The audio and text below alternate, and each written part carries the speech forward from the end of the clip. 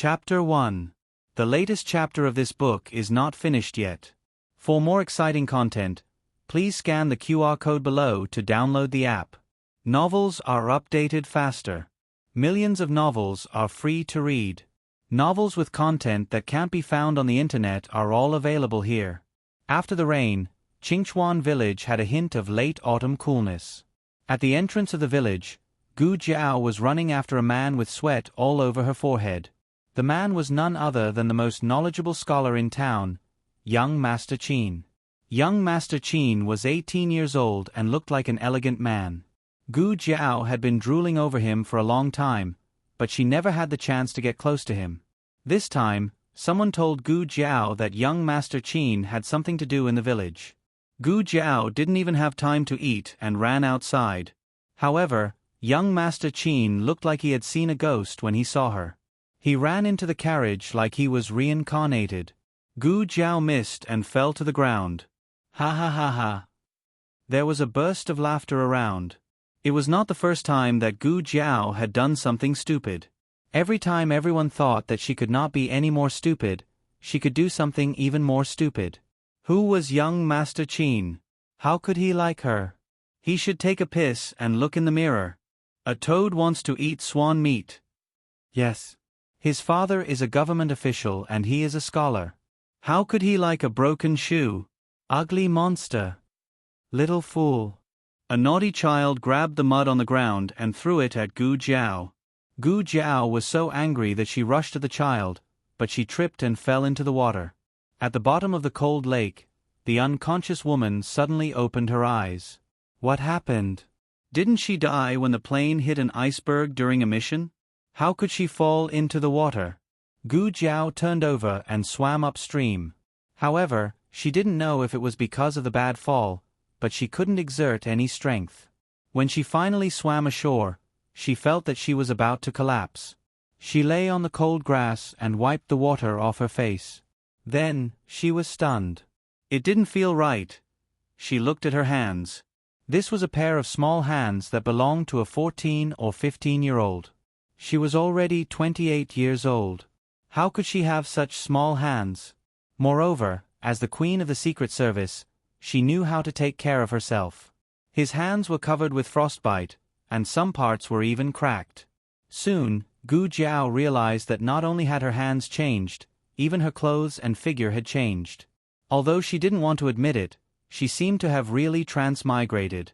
Gu Jiao went up to the surface of the water to see what she looked like now, but she almost fell into the water. What was that on her face? It was so disgusting. Gu Jiao scooped some water to wash off the low-quality rouge on her face. Who would have thought that she would look even uglier after washing it off? Not only was she sallow and emaciated, but there was also a large red spot on her left cheek that extended to the end of her eye. No wonder she painted herself like a ghost. She wanted to hide her ugliness. Unfortunately, this red spot was too big. No amount of makeup could cover it. In her previous life, Gu Jiao, who would explode for 3 days even if she had a small acne, suddenly had such an ugly face. She couldn't wait to die again. Speaking of which, where is this place? What dynasty is this? As soon as she finished speaking, she felt a sharp pain in her head. A memory that didn't belong to her surged up like a tidal wave. It turned out that she had transmigrated to a dynasty that didn't exist in history. This village was called Qingchuan Village, and it was located at the foot of Qingchuan Mountain. The original owner's name was also Gu Jiao. She was the only child of the third branch of the Gu family. When old Master Gu was young, he was a scholar. He had passed the imperial exam and later became the village chief of Qingchuan Village. He had been in this position for many years. Qingchuan Village was poor, so there wasn't much money to be made from being a village chief. Old Master Gu had 3 sons and an unmarried daughter. The eldest son, Gu Shunhai, had a son and a daughter with Madame Zhou. The second son, Gu Dalu, had 2 sons with Madame Lu. The first 2 branches were considered prosperous, but when it came to the third branch, it was as if they had been cursed. They couldn't give birth no matter what. Finally, they had Gu Jiao, but she was a girl. She was ugly and born stupid. In the words of the village, she was a money-losing good. No, she couldn't be sold even if they paid a high price. Ever since Gu Jiao was born, the third branch didn't have any more children. Rumors began to spread in the village that Gu Jiao was unlucky. That was why all the sons of the third branch were killed. At first, the Gu family only listened and didn't take it to heart. It wasn't until Gu Jiao's parents passed away one after another that the Gu family realized that this child was really a jinx. The Gu family tried to use their connections everywhere to get Gu Jiao married off. The problem was, who would dare to marry her? Coincidentally, one day when Gu Jiao was strolling around the entrance of the village, she met a man who had fainted from hunger. She didn't know why, but she brought him back. If it was someone else who did this, they would definitely be beaten to death by their family. But first, Gu Jiao was a fool, and fools love to do stupid things. Second, they were worried that they wouldn't have a place to settle down with Gu Jiao. If they let that man marry her and live alone, wouldn't they be able to get rid of this little jinx? Gu Jiao digested the memories in her head as she walked towards a small, run-down cottage in the west of the village. That was the home she was living in now. Hiss. Halfway there, she felt a sharp pain in the back of her head. Gu Jiao raised her hand to touch it. Her hand was covered in blood. She must have hit a rock in the water and cut her head. The amount of blood was quite high, so she had to stop the bleeding as soon as possible. Gu Jiao thought as she walked into her yard. Although it was called a courtyard, it was actually just a small open space surrounded by a fence. Apart from the main room, there were a total of 2 rooms in the small hut. The slightly larger room on the east side belonged to Gu Jiao. Sigh, it wasn't even as big as the walk-in closet in her previous life. What a sad transmigration. Gu Jiao sighed as she pushed open the door. However, the moment she stepped over the threshold, she acutely sensed that there was someone in the room. Judging from the breathing, it was a man. The man hid behind the door and tried his best to hold his breath. Gu Jiao's lips curled into a cold smile. She walked into the room casually and slammed the door shut. Almost at the same time, she grabbed the man hiding behind the door and pulled him to the ground. The man was taller than she had imagined. If it was in her previous life, Gu Jiao wouldn't have been afraid of him even if he was taller. However, with this thin and weak body, she had to use her strength and her entire body to pin him down. Speak. Who are you? What are you doing in my house? As soon as she finished speaking, Gu Jiao clearly felt the man's body stiffen. She didn't know why. Gu Jiao, you're crazy. It's me. Knew him? An acquaintance committed the crime?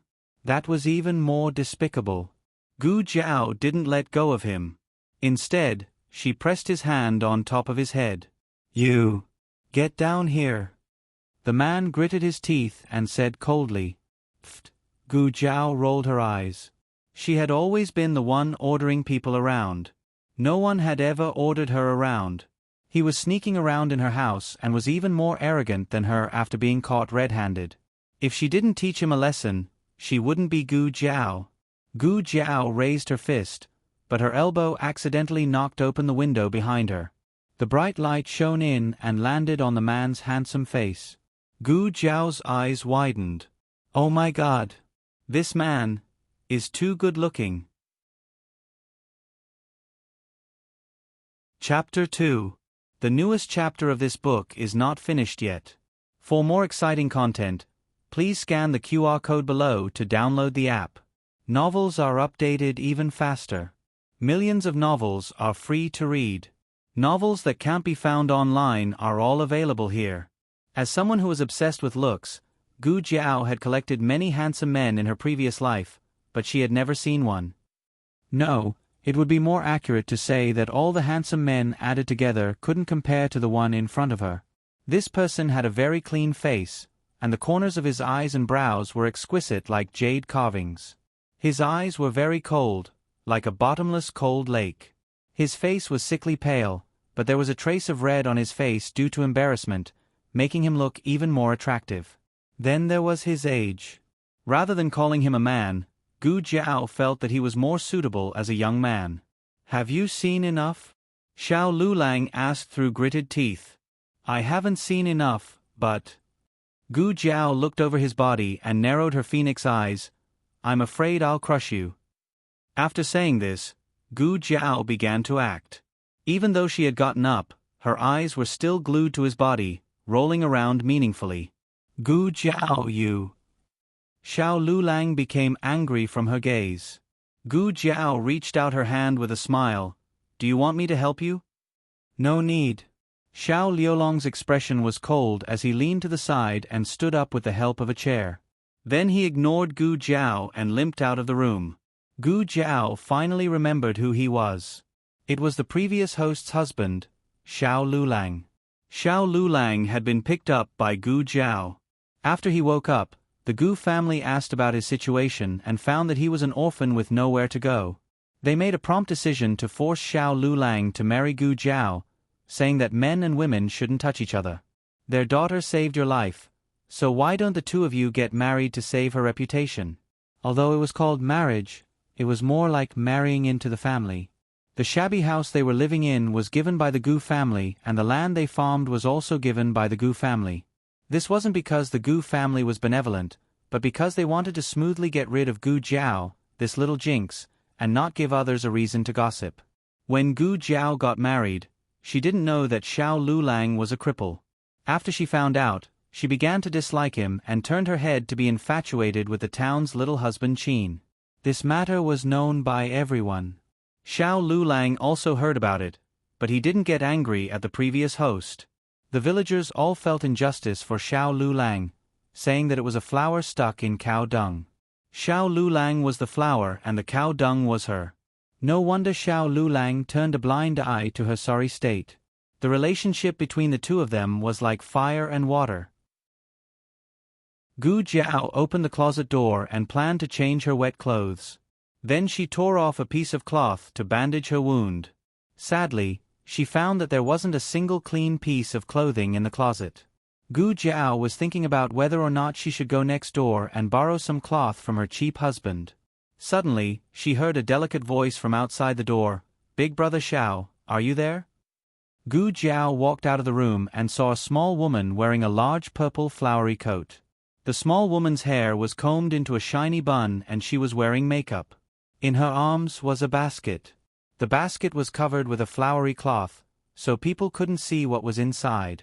Gu Jiao quickly found this person from the previous host's memories.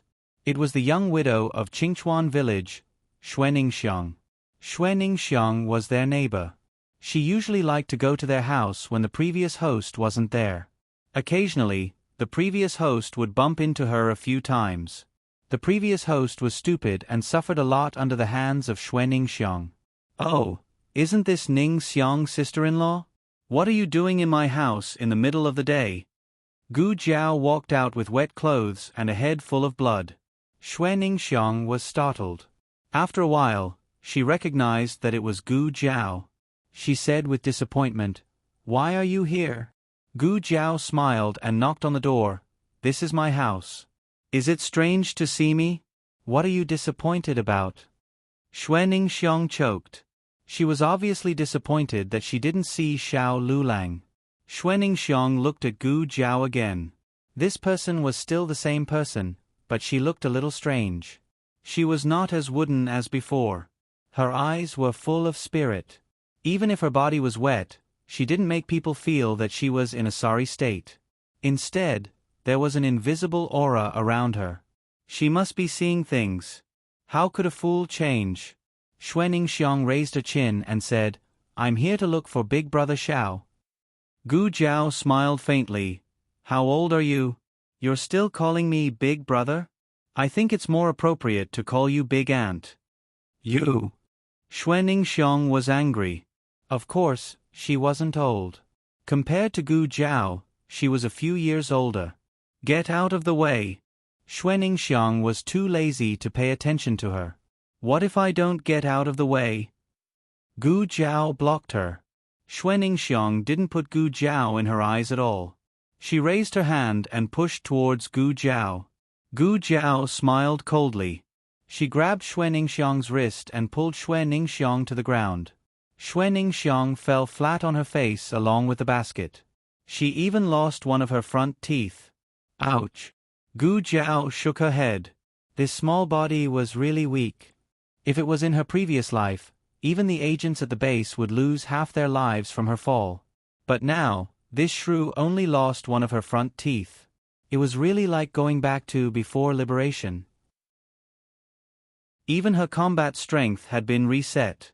While Gu Jiao was dissatisfied with her fighting strength, she didn't know that Xue Ningxiang was in so much pain that tears were coming out of her eyes. This little fool, when did she become so strong? Look at how she fell, even her bones were about to shatter. At this moment, Xiao Lulang walked out with a cold expression. Xue Ningxiang saw him, as if she had seen her savior. She cried weakly, "Big brother Xiao, she bullied me." Gu Jiao said unscrupulously, "So what if she bullied you? If you dare to come to my house again, I'll beat you up every time I see you." Xue Ningxiang felt wronged. "Big brother Xiao." Ningxiang saw, "Why are you here?" Xiao Lulang interrupted her. Xue Ningxiang was stunned. "Ah? That. Last time you helped me read the letter. I haven't thanked you properly yet. Didn't you run out of food at home? I dug up a few sweet potatoes and brought them to you." As she spoke, she went to look for the basket that fell on the ground with her. Xiao Lulang said, "No need," Ningxiang saw. "There's still corn flour at home. You can take it back and eat it yourself." Xue Ningxiang bit her lip. "But I told you to take it back, didn't you hear me?" Gu Jiao picked up the basket and fiercely stuffed it back into Xue Ningxiang's arms. Xue Ningxiang was angry. Do you want to eat my fist again?" Gu Jiao sneered. Xue Ningxiang was afraid that this fool would go crazy again. She looked at Xiao Lulang, hoping that Xiao Lulang would do something. However, she saw that Xiao Lulang didn't have any intention of sticking up for her. She angrily stomped her feet and left with the basket. Gu Jiao looked at her cheap husband with a smile. "I didn't know that a little cripple like you would be so popular with women." Xiao Lulang glanced at Gu Jiao indifferently, then went back to his house with his crutch. Hiss. Her wound hurt again. Gu Jiao held her head and went back to her house. She sat on a stool and touched her wound. It was a big cut. Although it wasn't too deep, if it wasn't disinfected in time, it would most likely get infected. But this was ancient times. Where would she get those disinfectants? If only my medicine box was still here. Just as this thought flashed through her mind, Gu Jiao felt a sharp pain in her head. This time, it was so intense that she fainted. When she woke up, she saw that there was an extra box on the table in front of her. ZHHBQG. Kombiku Gu mobile reading website, M. ZHHBQG. Com. Chapter 3. The latest chapter of this book is not finished yet. For more exciting content, please scan the QR code below to download the app. Novels are updated faster and more frequently. Millions of novels are free to read. Novels with connotations that can't be found online are all available here. The box wasn't big and looked very shabby, as if it had been knocked down hard somewhere. It was uneven and the paint was peeling off. Those who didn't know would think that it was picked up from a garbage dump. However, it was this small shabby box that made Gu Jiao's heart feel infinitely familiar. Gu Jiao opened the box in a daze and saw the medicine inside. Her brain immediately buzzed. It can't be, right? Her medicine box. Why is it here? I'm not dreaming, right? Gu Jiao pinched herself. It really hurts. It's not a dream. The box was also real, and the medicinal herbs inside were all genuine goods at a fair price. Gu Jiao remembered that the medicine box was by her side when the plane accident happened. Could it be because of this that it came here too? But why is it so shabby? Where's the blinding gold? In the past, when the small medicine box was still shining with golden light, Gu Jiao found it ugly. Now that it had become tattered, Gu Jiao felt that it was even uglier. However, Gu Jiao couldn't resist the warm feeling in her heart. She couldn't help but hug the box tightly in her arms. I won't think you're ugly anymore. I'll treat you well in the future. Gu Jiao wiped the small medicine box. Fortunately, it was only broken on the outside, and the things inside were not damaged. Gu Jiao took a few pieces of gauze and a bottle of saline from the medicine box. She disinfected the wound and applied an antibacterial ointment to herself. Then, she took 2 anti-inflammatory pills. She thought that she would need to bandage the wound, but later found that it wasn't necessary. After treating the wound, Gu Jiao was a little hungry. She put the medicine box in the cabinet and planned to go to the kitchen to find something to eat. But before that, she needed to change into clean and dry clothes. Gu Jiao hesitated for a moment. She walked through the living room and knocked on Xiao Liulong's door. "What is it?" Xiao Liulong's cold voice came from the room. Gu Jiao said, "I want to borrow your clothes. The clothes in the wardrobe haven't been washed.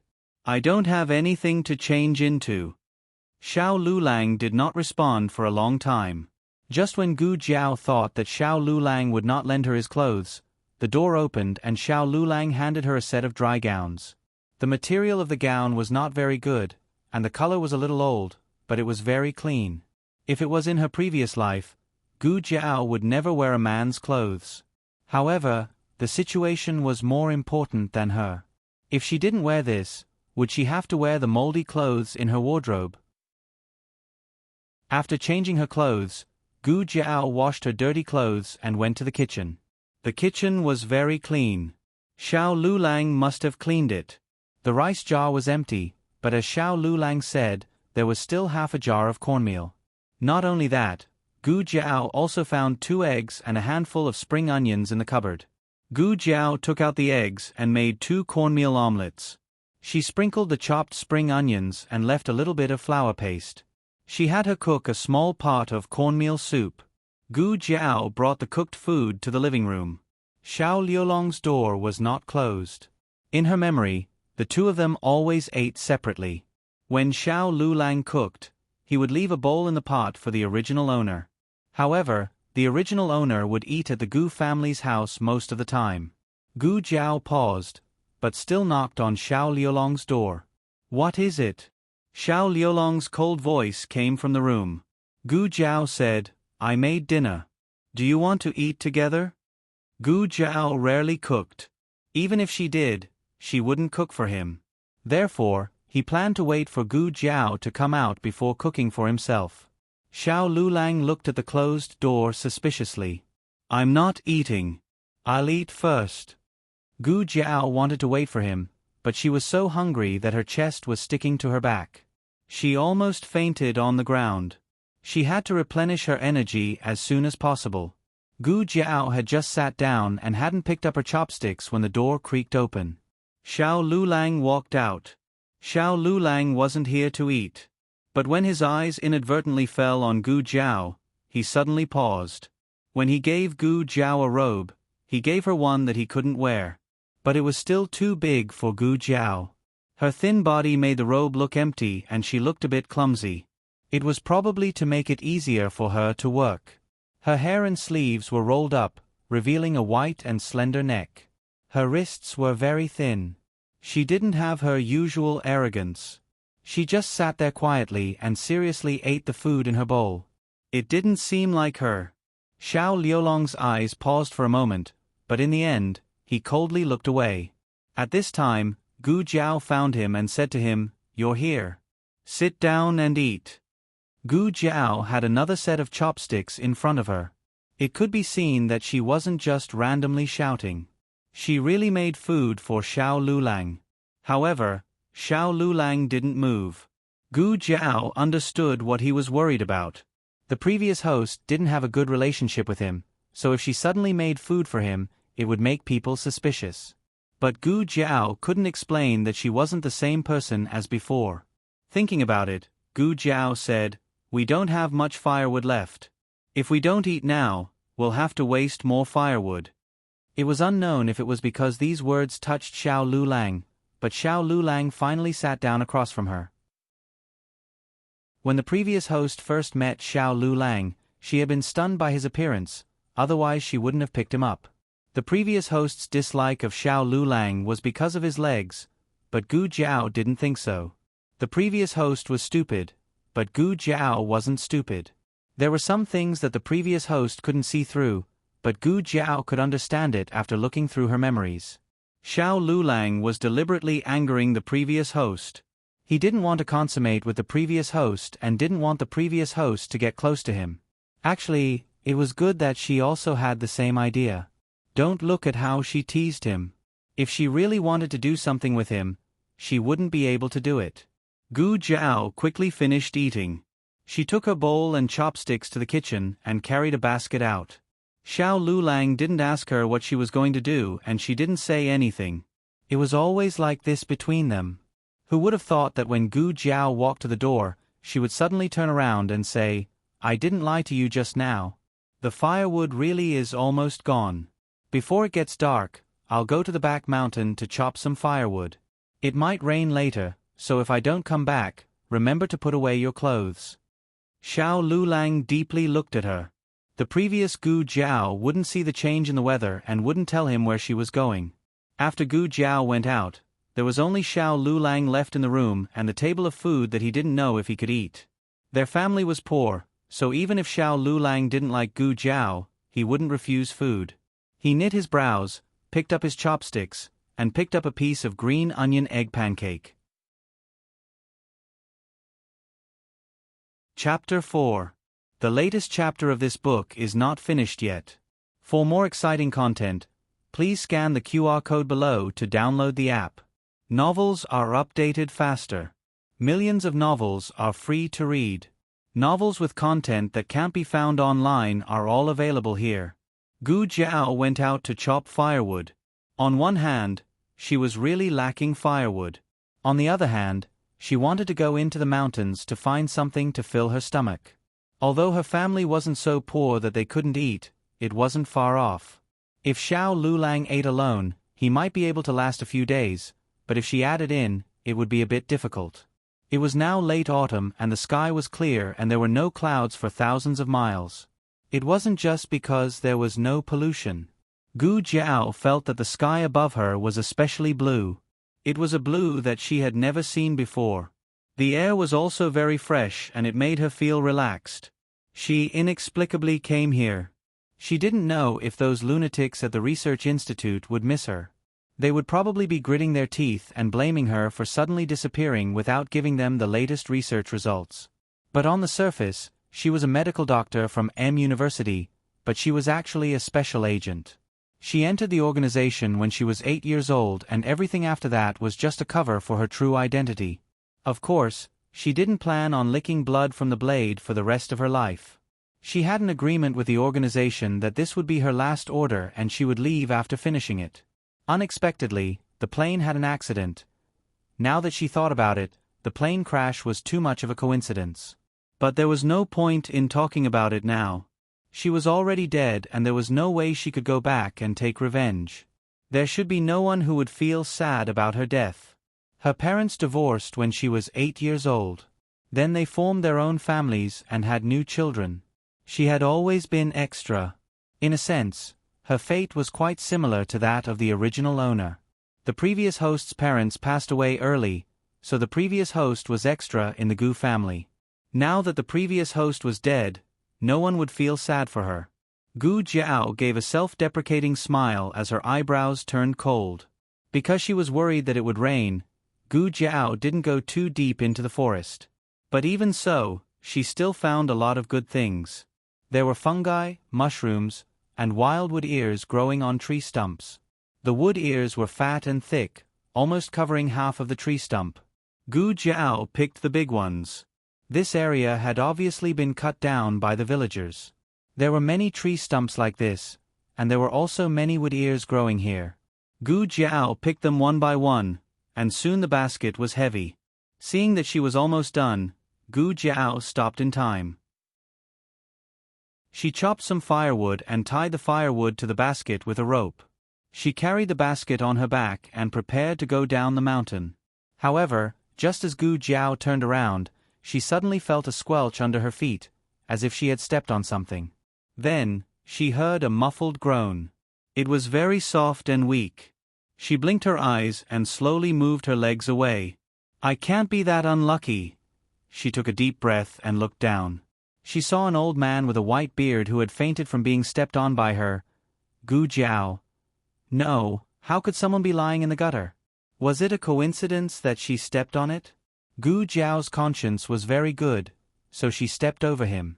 However, in less than 2 seconds, Gu Jiao came back expressionlessly. Let me say this first. I didn't save you out of conscience. Cluck, cluck, cluck. In a tightly tied cloth bag beside the old man, a pheasant flapped its wings and cried out. Gu Jiao raised her eyebrows and glanced at the cloth bag casually. The cloth bag stopped moving instantly. Then, she looked at the old man with a white beard in front of her. There was a big footprint left by Gu Jiao on his face, and it was very horrible to look at. Looking at his clothes, he looked like an ordinary villager. However, there was an indescribable aura of dignity between his eyebrows. Gu Jiao put down the firewood on her back and started to take his pulse. She studied Western medicine in school, but later on, in order to carry out a very special mission, she hid in the family of a national healer for 5 years, under the pretext of learning from him. Judging from his pulse, there was no illness in his body. Gu Jiao speculated that he had caught a cold and suddenly had a high fever. He accidentally fell into the gutter and dislocated his left arm. Gu Jiao took out her small medicine box from the basket on her back and put an ice pack on his forehead. Then, Gu Jiao reattached his arm, chopped a piece of firewood, tore off his clothes, and fixed his arm. After doing all this, Gu Jiao took his temperature again and found that it was still high, so she injected him with a fever-reducing injection. Not far away, there was a small grass shed for the villagers to rest in. Gu Jiao moved him there. The fever was gone and he was about to wake up, so Gu Jiao got up and went down the mountain. Before leaving, Gu Jiao left her umbrella with him. I won't treat people for free. After saying this, he took the bag of pheasants with him. Gu Jiao had just reached home when the rain started to fall, and it soon became a torrential downpour. The mountains were far away, and the village's grass shed was all shrouded in the rain. Gu Jiao went directly to the kitchen. Xiao Lulang had already cleaned up the bowls and chopsticks, wiped the stove, and put away his clothes. Gu Jiao put down the firewood and the cloth bag, opened the cupboard and looked, and wondered, "You finished eating?" She had left quite a lot. She didn't expect that the boy, who looked so thin, to have such a big appetite. Was he really at the age of puberty? Gu Jiao raised her eyebrows and found a cage to put the pheasants in. Gu Jiao separated the small firewood and the big firewood, and picked out the ones that needed to be chopped. When she finished chopping the firewood, it was already evening. The rain hadn't stopped, and the house was wet and cold. She found a brazier and planned to light a fire for herself. Suddenly thinking of something, she walked in front of Xiao Liolong's room and gently knocked on his door. "Do you want to warm up?" she asked softly. There was no response from the room. She called out again, but there was still no response. Gu Jiao saw that the door was ajar, so she gently pushed it open and looked inside. She saw that under the dim light of the oil lamp, the thin figure had already fallen asleep on the old table. He was also holding an unfinished book in his hand. The book was clearly yellow, and the cover was cracked. It was covered with oil paper. It was very hard for a scholar in the countryside, especially for someone like Xiao Lulang. He had been oppressed by the Gu family and the original host for a long time, so he couldn't even go to a private school. He had to rely on himself to learn. Gu Jiao hesitated, and then quietly walked over. She took a cotton coat from the cupboard and put it on him. Xiao Lulang woke up in the middle of the night. He hadn't slept well for the past few days, so he didn't think that he would fall asleep on the table. When he opened his eyes, he found that there was an extra cotton coat on him. His brows furrowed as a trace of vigilance flashed in his eyes.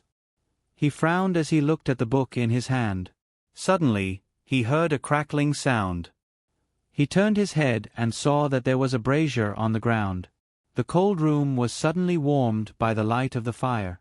Xiao Liolong's eyes fell on the brazier as he revealed a thoughtful expression.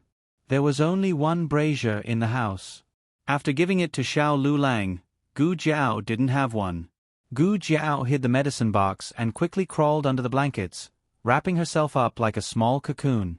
Perhaps it was because she had made several trips during the day, but her small body was very tired. Even though it was a bit cold, she quickly fell asleep. Gu Jiao hadn't dreamed for many years, but tonight, she had a dream. She dreamed that a doctor came to town and Xiao Lulang went to him to treat his leg. In the end, the doctor's pharmacy had a medical dispute and many people were injured. Xiao Lulang was lame in one leg and couldn't run as fast as others. In an instant, his other leg was injured. Although this injury didn't take Xiao Liulong's life, it caused him to miss the exam in 3 days. Digression, Jiao Jiao Smiley, Grandpa, how do you feel? A certain big shot, embarrassed. My butt hurts. Jiao Jiao, Smiley Een, that's because I gave you an injection to reduce your fever. What else? A certain big shot, serious. My arm hurts. Jiao Jiao, Smiley He, that's because you fell and dislocated your shoulder. Anything else? A certain big shot, Shanine. My face hurts. Jiao Jiao. Chapter 5. For more exciting content, please scan the QR code below to download the app. Novels are updated at a faster rate. Millions of novels are free to read. Novels with a deeper meaning that can't be found online are all available here. In her previous life, she often heard the elderly say that if you had a dream at night, you would forget everything when you turned over in the morning. However, Gu Jiao didn't know how many times she had turned over, but when she woke up, the details of the dream were still clear in her mind. However, it was just a dream, so Gu Jiao didn't really take it to heart. The sky was just beginning to brighten, and there were a few stars in the sky. It seemed like today would be a sunny day. Gu Jiao couldn't remember the last time she woke up so early. Although she worked in the research institute in her previous life, those who knew her well knew that she was a complete night owl. Most of her research and surgeries were scheduled in the afternoon. As for the missions given to her by the organization, she rarely had to work in the morning and rest in the morning. Gu Jiao was wearing her own clothes today. Xiao Lulang probably didn't know that after Gu Jiao brought the brazier into his room last night, she had been drying her clothes around the brazier for a while. However, her movements were very light, so she didn't wake Xiao Lulang up. Gu Jiao went to the backyard to get some water to wash up. Xiao Liulong's door was open, but he was no longer in the room. She thought that she had woken up early, but unexpectedly, someone had woken up even earlier than her. Gu Jiao walked around the house, but there was no sign of Xiao Lulang. She only noticed that a bucket beside the water tank was missing. Gu Jiao looked at the half-empty water tank, rubbed her chin, and didn't say anything. The bolt on the front door was still locked. Xiao Lulang had left the kitchen through the back door and locked it from the outside. This way, outsiders couldn't come in as they pleased. However, if Gu Jiao wanted to go out, she could open the front door and walk out. After Gu Jiao washed up, she went back to her room to apply some ointment and take some anti-inflammatory medicine. The small medicine box was filled with top-notch medicines from the Research Institute. Needless to say, the effects of the medicine were obvious. The wound that was still bloody yesterday almost didn't feel any pain today. Xiao Lulang hadn't returned yet, so Gu Jiao distributed the last bit of cornmeal. This was the last of their food reserves. Gu Jiao had to think of a way to sell the pheasants she brought back to town in exchange for some food for her family.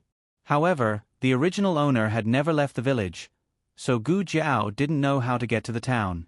It would take some time for him to wake up. Gu Jiao took a broom and swept the backyard, the central room, and her own room. Xiao Lulang was not there, so she did not enter his room. Yesterday's clothes were only half washed, and there were still a few pieces in the wardrobe. Gu Jiao carried them all out and put them in the wooden basin in the backyard. There were soap pods in this dynasty.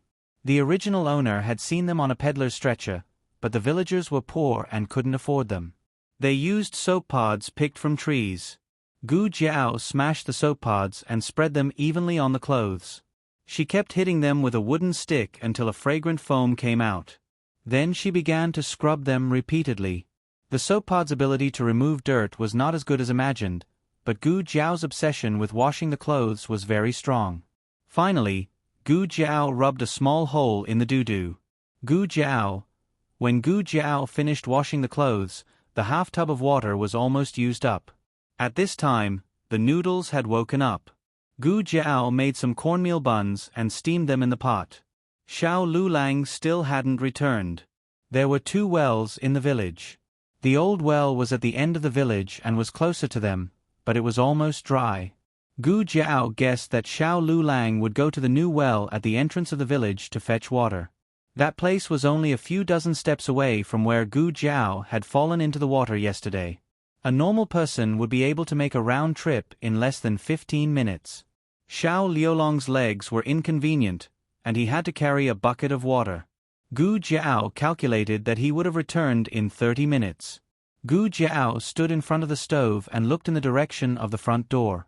In the end, she opened the door and went out. Gu Jiao found Xiao Lulang behind a large locust tree near the old well. Xiao Lulang was surrounded by several fierce villains. The bucket of water had fallen to the ground and the well water was splashed all over the ground. The villains each had 2 chicken feathers on their heads. Were they the ancient version of punks? Gu Jiao recognized that this group of villains were not only from the village, but also from the neighboring villages. They committed all kinds of crimes all day long. They didn't commit murder or arson, but they did bring disaster to their neighbors. Xiao Liulong's crutch was taken away by a little villain. The villain was young, and from the side of his face, he looked to be around 13 or 14 years old. However, he was very arrogant. He pushed Xiao Lulang to the ground and pointed his crutch at Xiao Liulong's face. "How many times have I warned you? You're not allowed to appear in front of me again. Are you King deaf? Hurry up and get out of Qingchuan village for me." The little villain was clearly still in the puberty stage, and his voice was somewhat familiar. The little villain's crutch came down towards Xiao Lulang. Gu Jiao didn't have time to think carefully.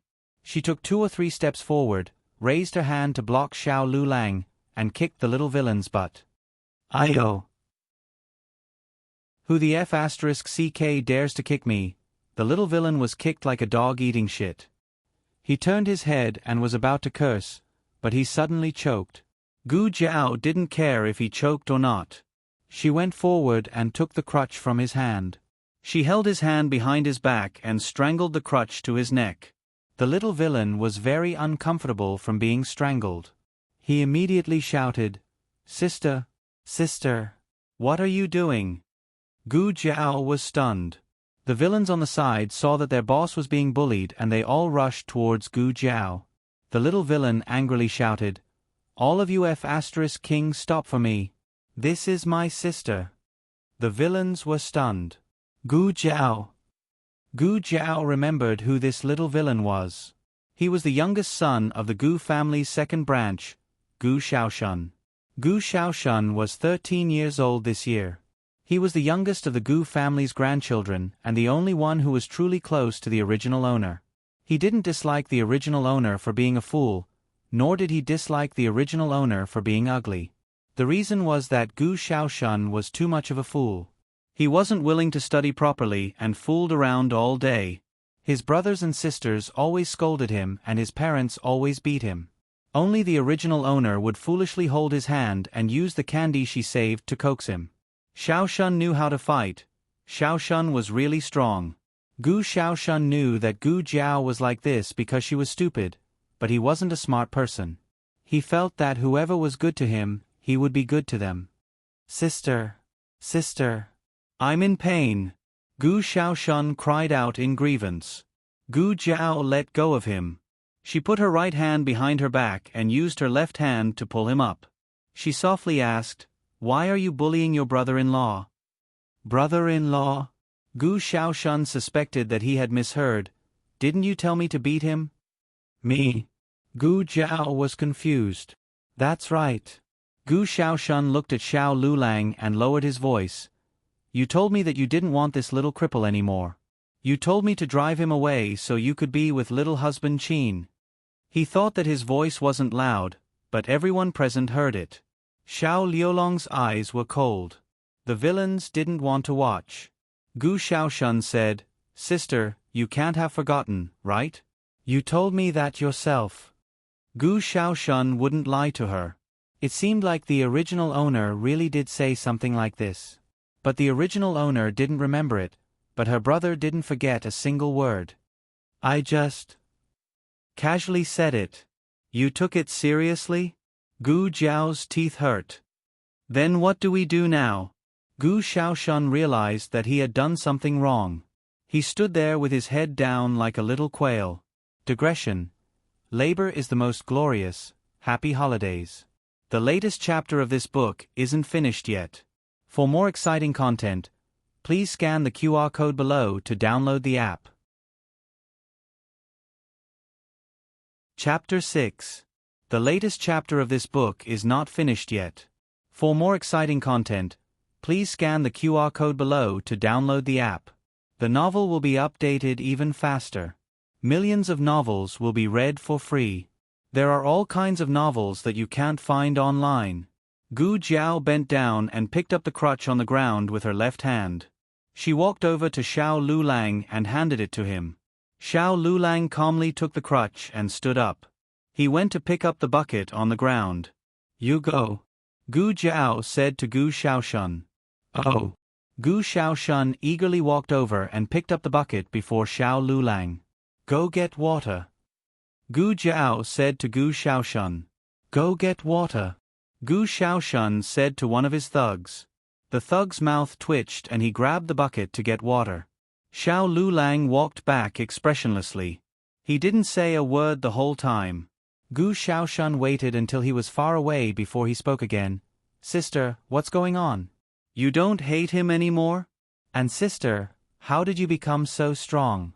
What was that move just now? Do it for me one more time. I'll do it again later. Gu Jiao glared daggers at him. Gu Shaoshun resentfully shut his mouth. Boss. The water is here. The thug carried a bucket full of water and walked over quickly. Hurry up and bring it back to my sister. Cough. Under Gu Jiao's oppressive gaze, Gu Shaoshun took the bucket. Okay, give it to me. You guys can leave. Then we'll go to the neighboring village to fight. Fight what? Get lost. Get lost. The thugs left. Gu Shaoshun looked at Gu Jiao with a smile. Sister, don't be angry. If you don't hate him, I won't bully him anymore. Do you often bully him? Gu Jiao asked. Gu Shaoshun scratched his head. Not often. Just 3 or 4 times a month. 5, 6, 7, 8 times? The more they talked, the softer Gu Shaoshun's voice became. He had a bad memory and did not even know how many times he had bullied her. Let's go back, Gu Jiao said. Hey! Gu Shaoshun giggled and followed behind Gu Jiao with a bucket of water. Suddenly, he stopped in his tracks. His gaze fell on Gu Jiao's stiff right arm. Sis, is your arm injured? I'm fine, Gu Jiao said.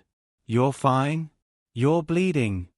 Gu Shaoshun put down the bucket of water and grabbed Gu Jiao's arm. He pulled up her sleeve and saw that her right wrist was covered in blood. Did I hit you with the stick just now? I already said I'm fine. Gu Jiao pulled her hand back. Also, what happened to your head? I hit it before I fell into the water. The wound was hidden in her hair. How could this brat's eyes be so sharp? Gu Shaoshun wanted to ask more, but Gu Jiao had already walked away without looking back. Hey! Sis! Sis! Wait for me! When Gu Shaoshun followed Gu Jiao home, he was surprised to see a young scholar at the door. The other party was wearing a long gown. He looked gentle and refined, but there was a hint of arrogance between his eyebrows. Who are you? What are you doing at my sister's house? Gu Shaoshun asked with his hands on his hips. The other party didn't even look at Gu Shaoshun. He only coldly stared at Gu Jiao. Did you let someone bully Brother Xiao again? You evil woman! You dare to insult my sister? Gu Shaoshun put down the bucket of water and raised his fist to punch that person. Even though he was only 13, he was really good at fighting. Otherwise, he wouldn't have become the #1 villain in the area. It was impossible for a weak scholar to be his opponent. Shaoshun. Gu Jiao called out to him. At almost the same time, Xiao Lulang also changed his clothes and came out of the room. My classmate, Xiao Lulang said to Gu Jiao and her brother. His classmate disdainfully snorted and walked over to support Xiao Lulang.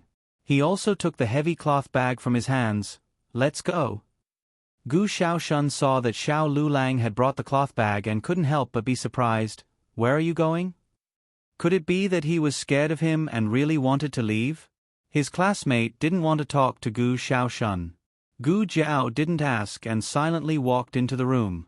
When she passed by Xiao Lulang glanced at her slightly stiff right hand. Gu Jiao used her sleeve to wrap her hand so that the blood flowing down her wrist couldn't be seen. But when she entered the room, she suddenly heard Xiao Liulong's cold voice behind her. I'm going to town. Treating your leg? Gu Jiao subconsciously asked. Xiao Lulang was a little surprised. For some reason, Gu Jiao thought of that dream. She really didn't believe it, but, do you have an exam in 3 days? Gu Jiao looked at him. Xiao Liulong's eyes flashed with even more surprise, but he still nodded.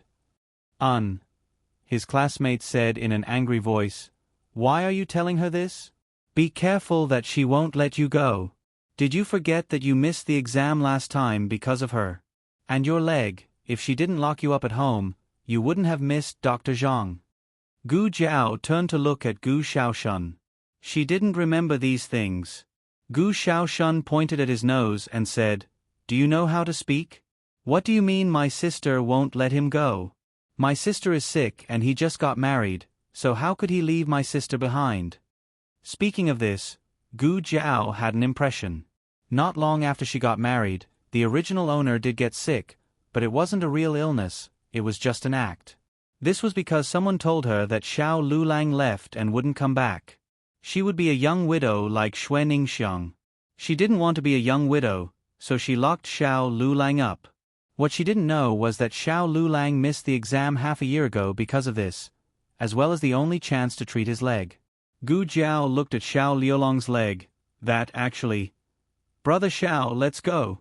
The carriage is still waiting at the entrance of the village.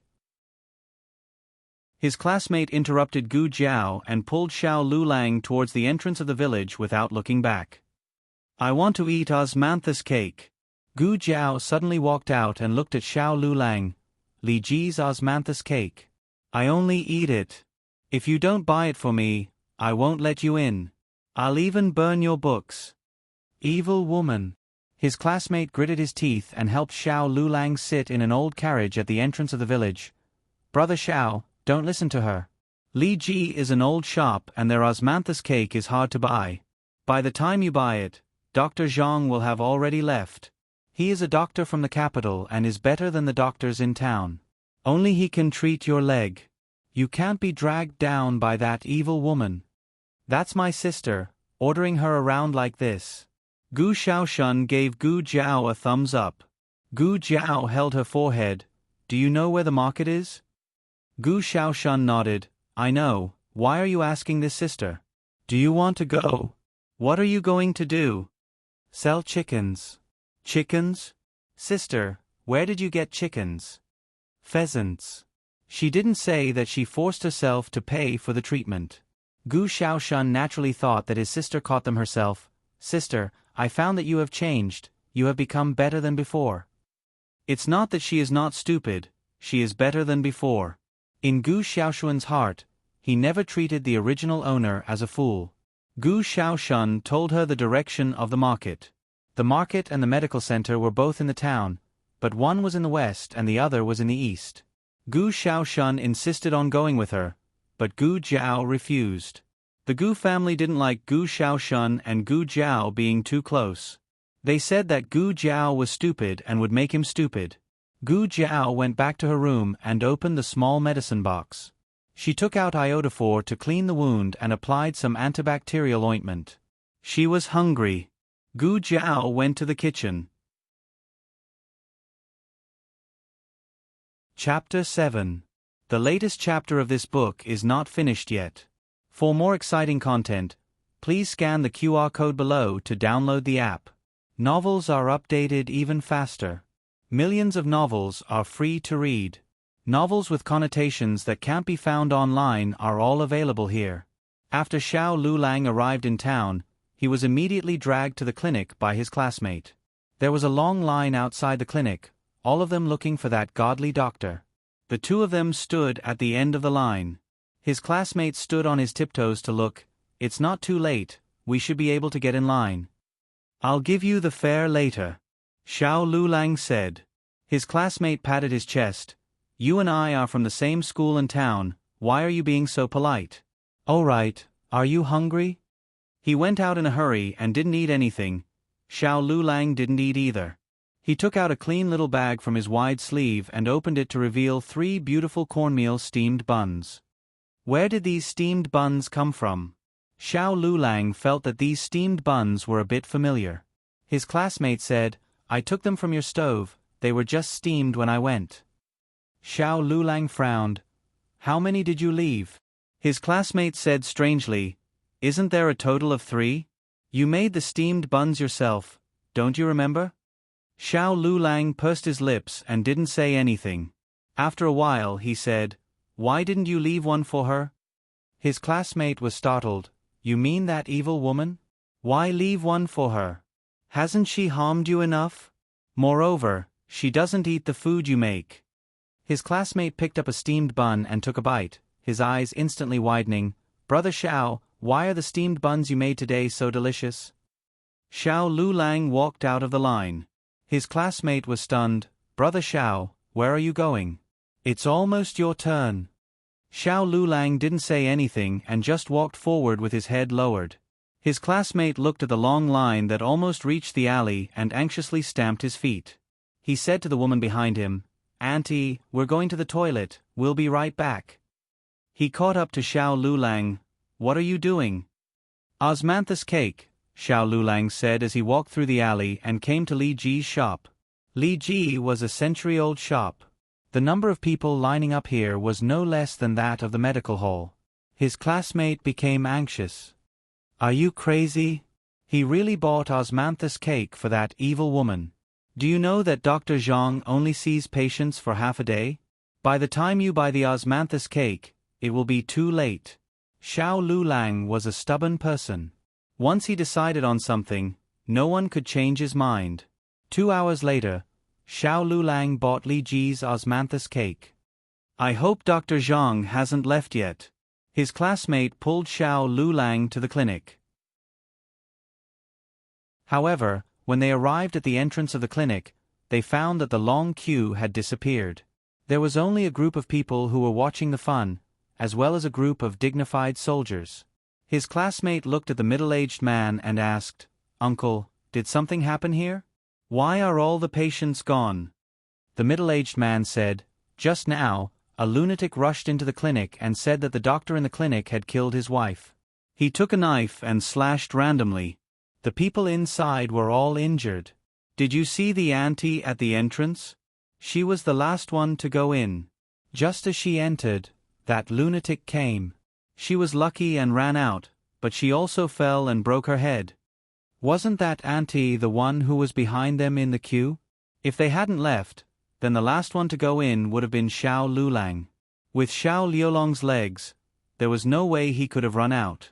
Then, he was most likely one of the people who had been slashed." On the way back, the two of them didn't say a word. The sky gradually darkened, and the carriage moved along the quiet path, the wheels creaking. At this time, the carriages in town were unwilling to go to the countryside. They spent 20 copper coins to rent a mule cart. It didn't have a carriage, only a simple black canopy that leaked air from the front and back. The two of them were so cold that their hands and feet were stiff. Suddenly, a thin and weak figure entered Xiao Liulong's line of sight. Xiao Liulong's gaze froze. This was a fork in the road. In front was the road back to the village. In the west was the road to the market. On the small path from the market, Gu Jiao was carrying a heavy basket and was panting as she walked. The afterglow of the setting sun had already scattered. She was covered in the last bit of twilight. Her bones were thin. She raised her hand to wipe her sweat, revealing the bandage on her wrist. There were traces of blood on the bandage. Stop the carriage. Xiao Lulang said. The carriage driver stopped the carriage. Why do we have to stop the carriage? His classmate asked in confusion. Then, he saw Gu Jiao walking over on foot. Gu Jiao didn't notice them and treated it as an ordinary mule cart. She didn't look up. She turned around and walked past the carriage. Come up. Xiao Lulang opened his mouth to say. Gu Jiao turned her head and looked at Xiao Lulang in astonishment. Sitting next to Xiao Lulang was the classmate from the day before. His classmate still had a face of disgust, but he didn't say anything like not allowing Xiao Lulang to talk to him. Come up. Xiao Lulang said again in a cold voice. He was clearly a 16 or 17-year-old youth, but he had a calmness and aura that didn't belong to his age. Gu Jiao hesitated for a moment before going up. She sat across from Xiao Lulang and put the basket on her back on the ground. Xiao Lulang looked at the basket and said, You went to the market? Gu Jiao nodded. Yes, I went to sell 2 chickens and bought some rice and flour. She also did some other things. Xiao Lulang looked at her deeply as if he saw something, but he didn't say a word. His classmate looked at Gu Jiao with a strange expression. This stupid woman also knew how to do business? Gu Jiao didn't seem to notice his gaze and asked Xiao Lulang, What about you? Did you see the doctor in town today? You still want to talk about it. It's all your fault. If you didn't want to eat osmanthus cake, how could we miss Dr. Zhang's consultation? His classmate wouldn't tell her that because he went to buy osmanthus cake for her, Brother Xiao avoided a disaster. That is really regretful. Gu Jiao lowered her eyes and muttered. She said regretful words, but it made people feel that she didn't regret it at all. Could it be that she already knew about the medical center? Impossible. With her personality, how could she be so calm after knowing that she accidentally saved Brother Xiao? Last time, she saved Brother Xiao and forced him to marry her. If she saved him again, wouldn't she go to heaven? His classmate sneered, I ate the osmanthus cake. I won't let you off so easily. Gu Jiao calmly said, Oh. His classmate's punch landed on cotton.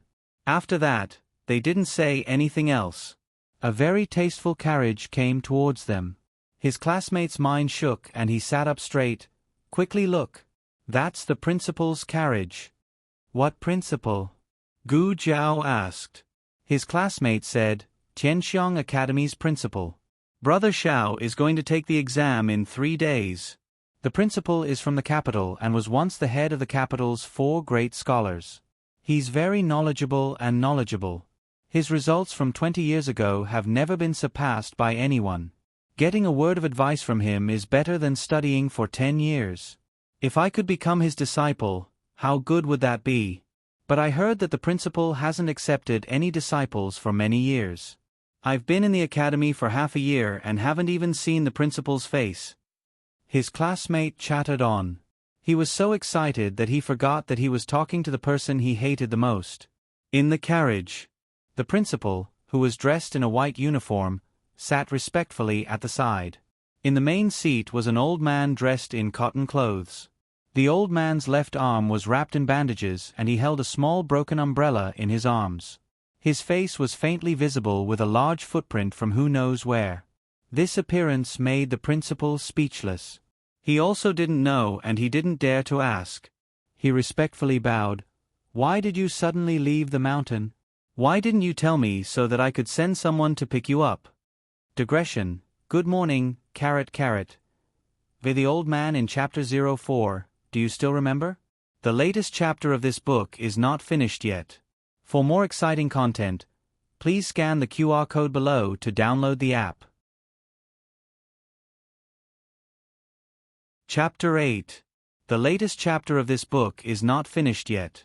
For more exciting content, please scan the QR code below to download the app. Novels are updated even faster. Millions of novels are free to read. Novels that cannot be found on the internet are all available here. The roads in the village were not easy to travel on, especially the road leading to Xiao Lulang and Gu Jiao's house. There were too many potholes and it was easy for the wheels to get stuck. The mule carriage stopped at the entrance of the village. Brother Xiao. His classmate jumped off the carriage and helped Xiao Lulang down. He also helped Xiao Lulang down with his bag. After Xiao Lulang stood still, he turned around and looked at Gu Jiao. He saw Gu Jiao lightly jump off the carriage and carry the basket on her back. Xiao Lulang looked away and said to his classmate, "You can go back. You don't need to send me off." It was indeed late and the carriage driver was a bit impatient. His classmate said, "Okay, I'm leaving. Don't forget about the exam in 3 days. The academy is not on holiday that day, so I won't come to pick you up.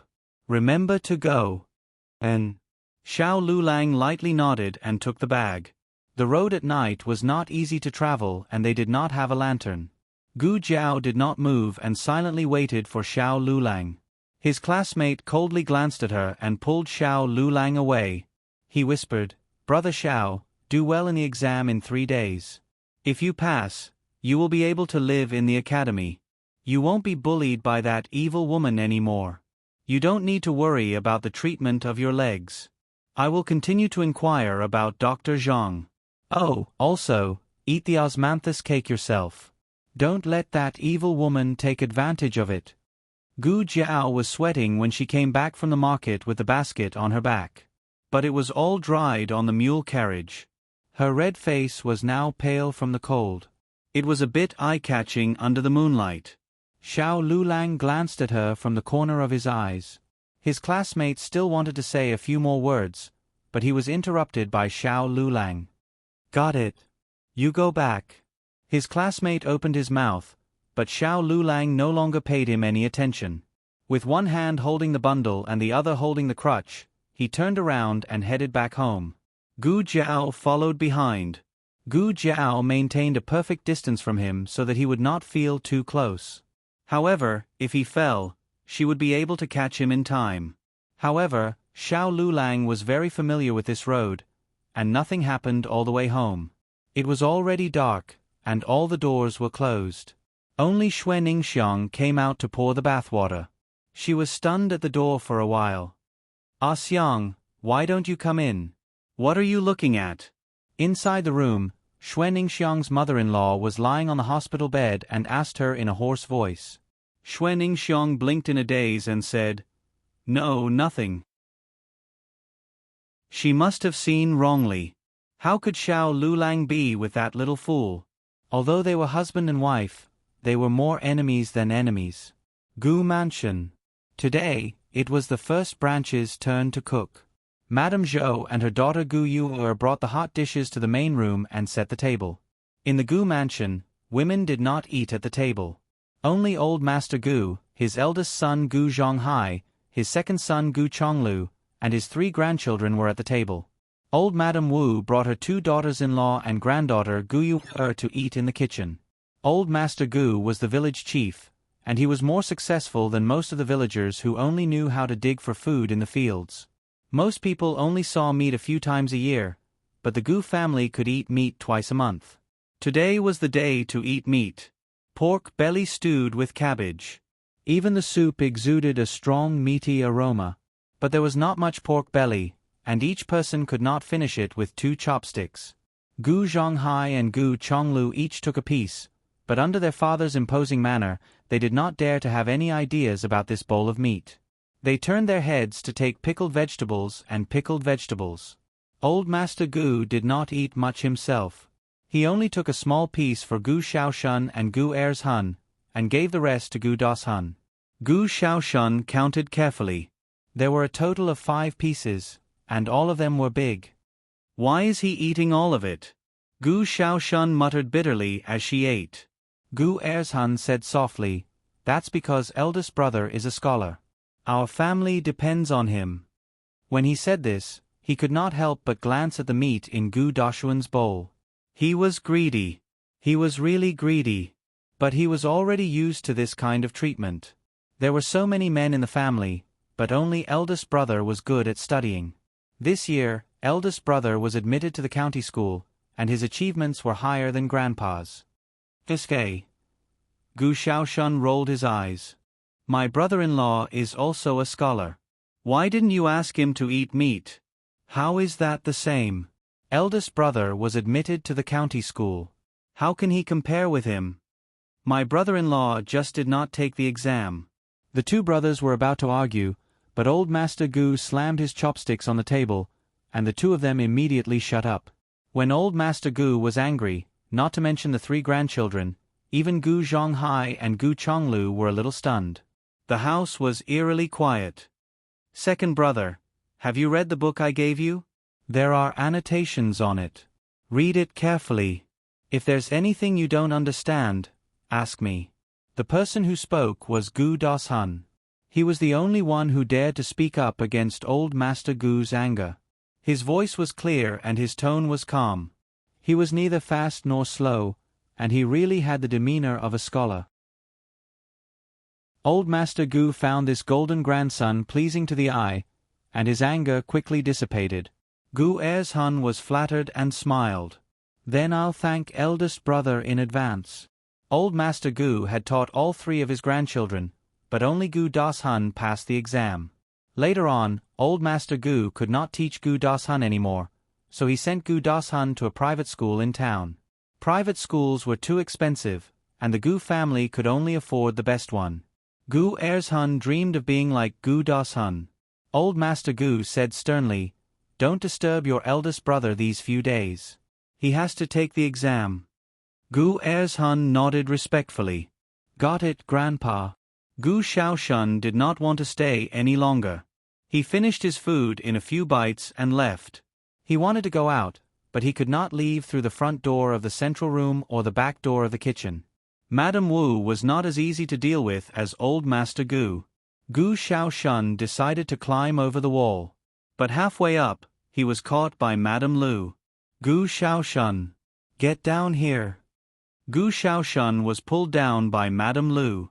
Madame Lu slapped his head and scolded in a low voice, "Your grandparents are here. Do you want to die? Don't hit my head." Gu Shaoshun said impatiently, "It's so late. Why are you going out? My sister hasn't come to eat for a day. I'm going to see her." Madame Lu snorted. "It's good that she doesn't come. What are you going to see? You're already married, but you still go to your maternal home every day. What's wrong with you?" Gu Shaoshun curled his lips and said, "Third uncle and third aunt didn't say that before they died. My grandparents promised third aunt that my sister would take in a son-in-law from our family. That surnamed Shao is a live-in son-in-law. My sister is still a part of our family." Madame Lu could not win against him, so she pinched him hard. Gu Ershun was obedient but useless. Gu Shaoshun was neither obedient nor useless. She had given birth to these two children in vain. Gu Jiao bought rice and noodles at the market. She didn't expect that Xiao Lulang would also buy rice and some steamed buns. Gu Jiao went to the kitchen to heat up the steamed buns. It was Xiao Lulang who started the fire. Gu Jiao didn't argue. When she went out, the injury on her wrist wasn't serious. But she did something at the market and her wound tore. Fortunately, she felt that it wasn't safe at home, so she brought a medicine box with her and bandaged it on the spot. The two of them didn't mention the 3 steamed buns from this morning. Xiao Lulang didn't explain and Gu Jiao didn't ask. "Let's eat here. It's warm," Gu Jiao said. She was so cold that she was still shivering. Xiao Lulang hesitated for a moment, then nodded and sat down on the small stool next to Gu Jiao. It was the first time the two of them were so close to each other. They were so close that he could clearly see the birthmark on Gu Jiao's left cheek. In the past, Gu Jiao would cover it with a thick layer of makeup. But today, she was barefaced and didn't hide it at all. Xiao Liulong's beautiful lips moved slightly, but he didn't say anything. Just as she wouldn't ask about his matters, he wouldn't ask about hers. They were two unrelated people, so there was no need for them to be involved. The steamed buns didn't have much taste, but Gu Jiao had been hungry all day, so she wasn't picky about it. Gu Jiao was a bit choked from eating, so she went back to the kitchen to drink some water. When she returned to the kitchen, Xiao Lulang was no longer there. There was a bag on the small stool. Gu Jiao opened it to take a look. It was osmanthus cake. Chapter 9. The latest chapter of this book is not finished yet. For more exciting content, please scan the QR code below to download the app. Novels are updated faster and more frequently. Millions of novels are free to read. There are all kinds of novels that can't be found online. In the blink of an eye, it was the day of Xiao Liulong's exam. Gu Jiao woke up early in the morning. She made noodles, steamed a basket of porcelain steamed buns, and cooked a pot of wild mushroom soup. The wild mushrooms were picked on the mountain. The first time she picked them, she had already finished them. These were picked yesterday, so there were still a lot left. She planned to carry them to the market later to sell them. In fact, she also picked wood ears, but fresh wood ears were poisonous. They had to be dried before they could be eaten. While waiting for breakfast, she went back to her room to take medicine. The wounds on her wrist and the back of her head were already healed. She was almost out of medicine, but the ointment was more durable. There was still more than half of it left. On the other side, Xiao Lulang also woke up. Gu Jiao knew that he studied until late last night, so she didn't wake him up in the morning. Unexpectedly, he still woke up so early. In fact, he could have slept a little longer. The ox cart to town didn't leave so early. Gu Jiao set the table and filled half a bowl of wild mushroom soup for him. She was worried that he would go to the exam hall to find the toilet, so she didn't fill it to the brim. But Gu Jiao didn't know if it was just her imagination, but she felt that Xiao Liulong's eyes were a little bit bitter when he inadvertently glanced at her. The exam would take a whole day, so Gu Jiao filled it with steamed buns and water. After pausing for a while, she thought of something and stuffed 10 copper coins into the bag. Xiao Lulang watched her as she stuffed the copper coins into the bag. His eyes moved, but he didn't say anything. Gu Jiao handed the bag to him. "I've already paid for the carriage. I've also told the driver to send you directly to the academy." "Okay," Xiao Lulang responded. He took the bag and walked out with his crutch. Gu Jiao looked at his little crippled leg and resisted the idea of sending him to the village entrance. He probably wasn't happy about it either.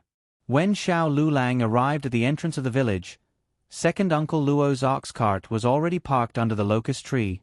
There were quite a few people sitting on it. They were all villagers who were selling their vegetables and eggs in town. When the villagers saw him, they all smiled and greeted him. Xiao Lulang was a scholar. He usually looked cold, but he didn't put on airs. Every family would come to him if they wanted to read or reply to a letter. Although Gu Dasan was also a scholar, Gu Dasan stayed in the private school during the day and studied hard at night when he returned home. The villagers rarely disturbed him. There was one last seat on the ox cart, which should be reserved for him. Just as he was about to go up, he felt a figure flash past and block his path.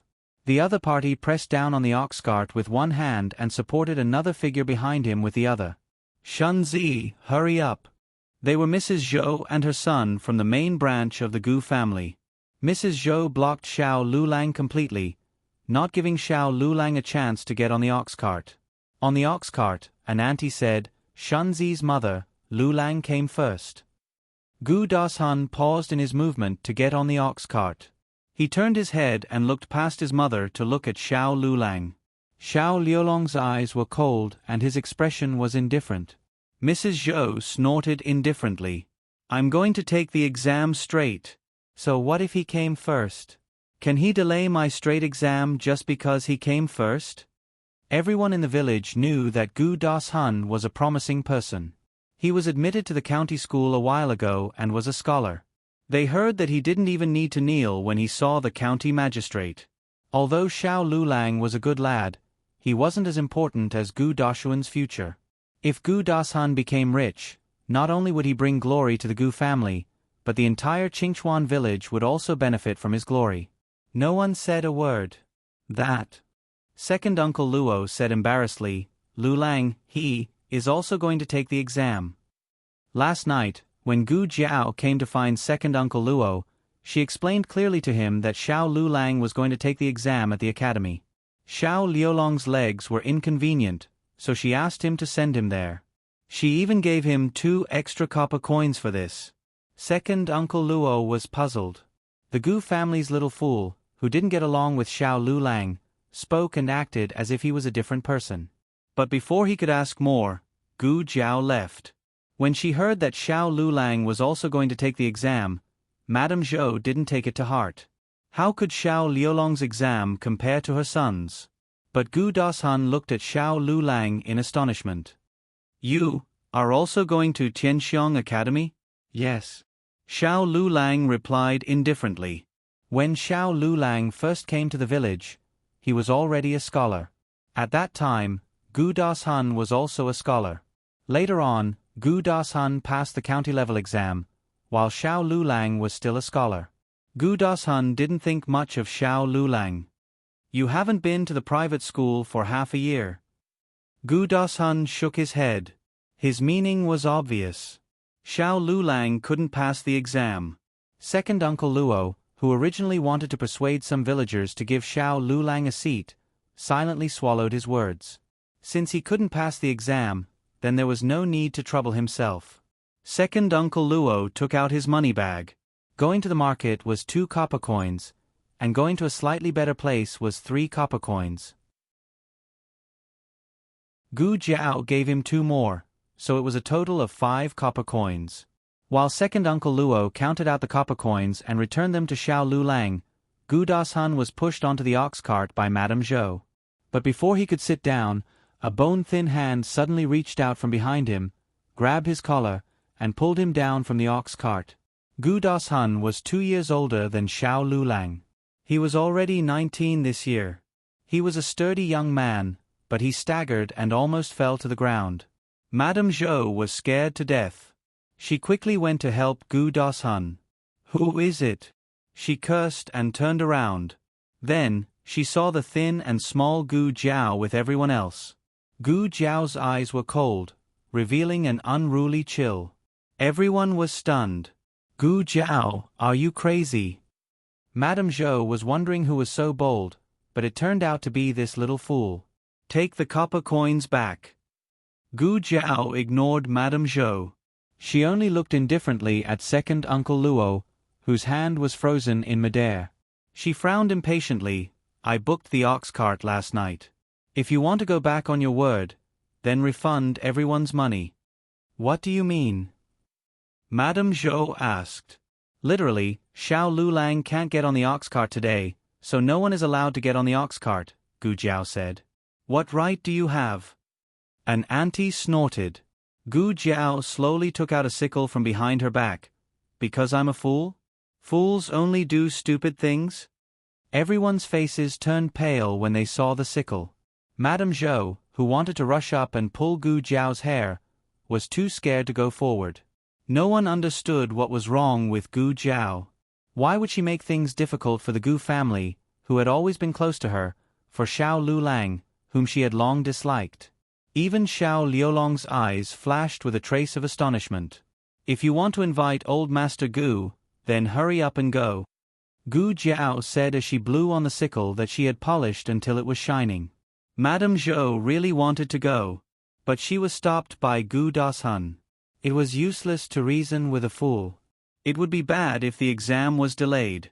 Although Xiao Lulang would also miss the exam, Xiao Lulang couldn't pass the exam in the first place. He was different. In the end, Second Uncle Luo thought of a way to let Madame Zhou spend money to buy one of the villagers' vegetables. That villager gave his seat to Gu Dashun.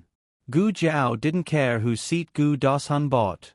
However, in order to prevent any accidents on the way, Gu Jiao followed along with the sickle on her back. There was no extra seat for her in the ox cart. She dragged her thin and small body and walked for more than 10 miles on foot, safely sending Xiao Lulang to the examination room. Digression, Lulang. Why are you so good to me? Jiao Jiao, you're beautiful. Lulang, the latest chapter of this book is not finished yet.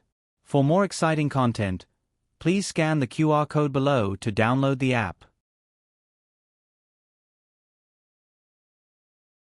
Chapter 10. The latest chapter of this book is not finished yet. For more exciting content, please scan the QR code below to download the app.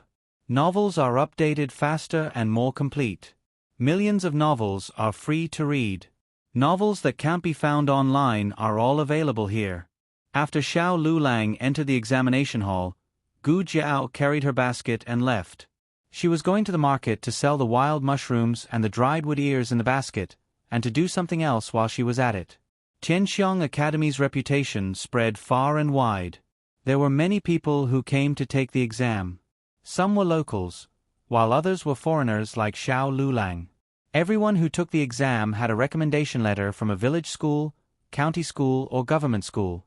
They were then separated into their respective examination halls. Because of their different grades, Xiao Lulang and Gu Dashun were assigned to different examination halls. Xiao Lulang was in the last row. Tianxiang Academy's entrance was very high. Most of the people who came to study were at least elementary scholars. It was not easy to become an elementary scholar these days. For Gu Dashun to pass the exam before he was 20 was already very rare. Xiao Lulang was only 17. He was the youngest among all the candidates. He was also the most handsome one. Unfortunately, he was a cripple.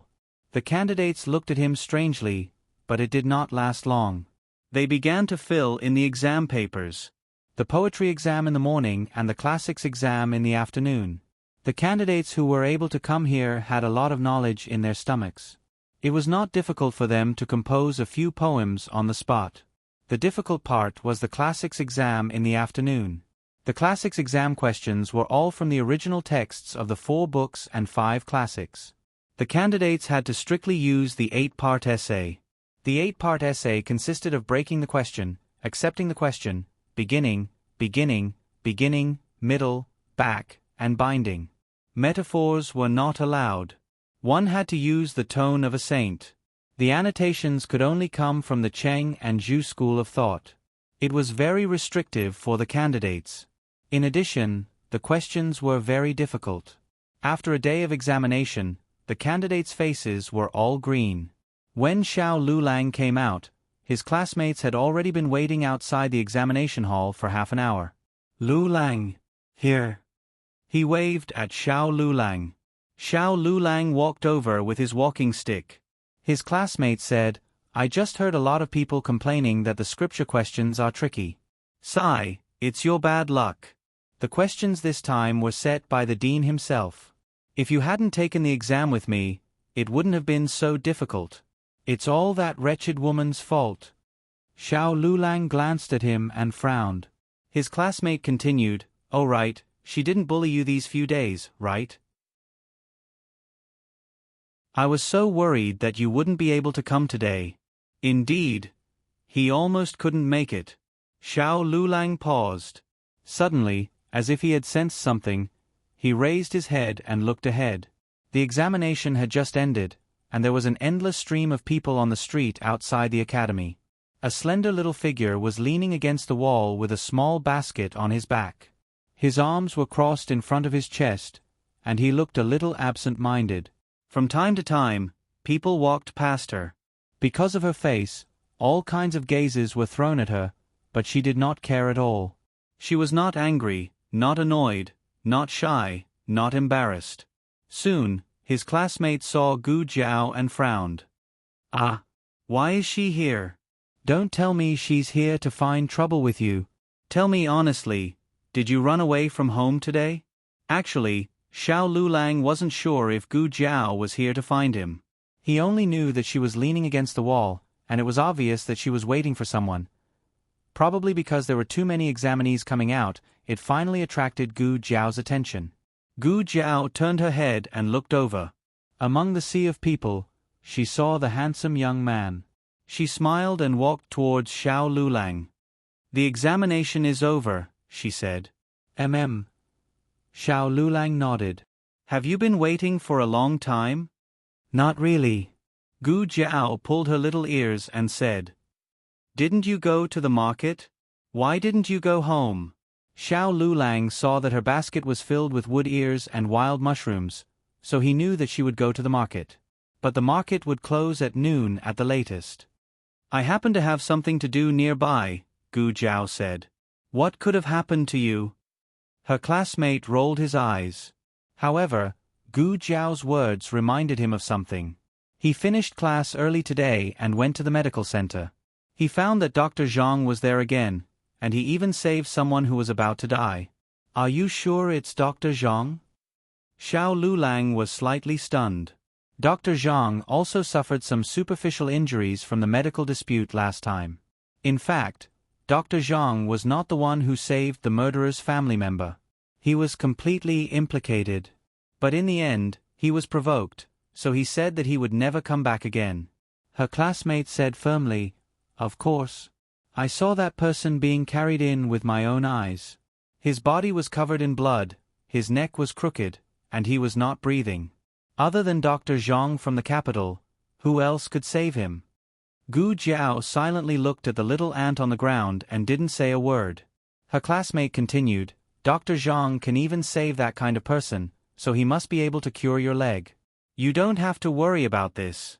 I'll ask when Dr. Zhang is going to make a house call." "When are you going?"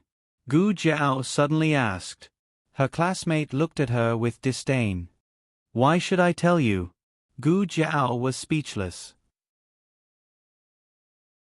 They had dinner in town. Her classmate insisted on bringing Xiao Lulang to try the Yongchun noodles near the academy, saying that it had the taste of their hometown. After dinner, Xiao Lulang and Gu Jiao took a mule cart back to the village. This time, Xiao Lulang asked for a carriage. Night had completely fallen. There were no oil lamps in the carriage, but the bright moonlight seeped in. Gu Jiao sat across from Xiao Lulang. She stretched out her long legs and stretched her toes. She bought new shoes. They weren't embroidered shoes like the daughters of rich families, but a pair of cheap cloth shoes.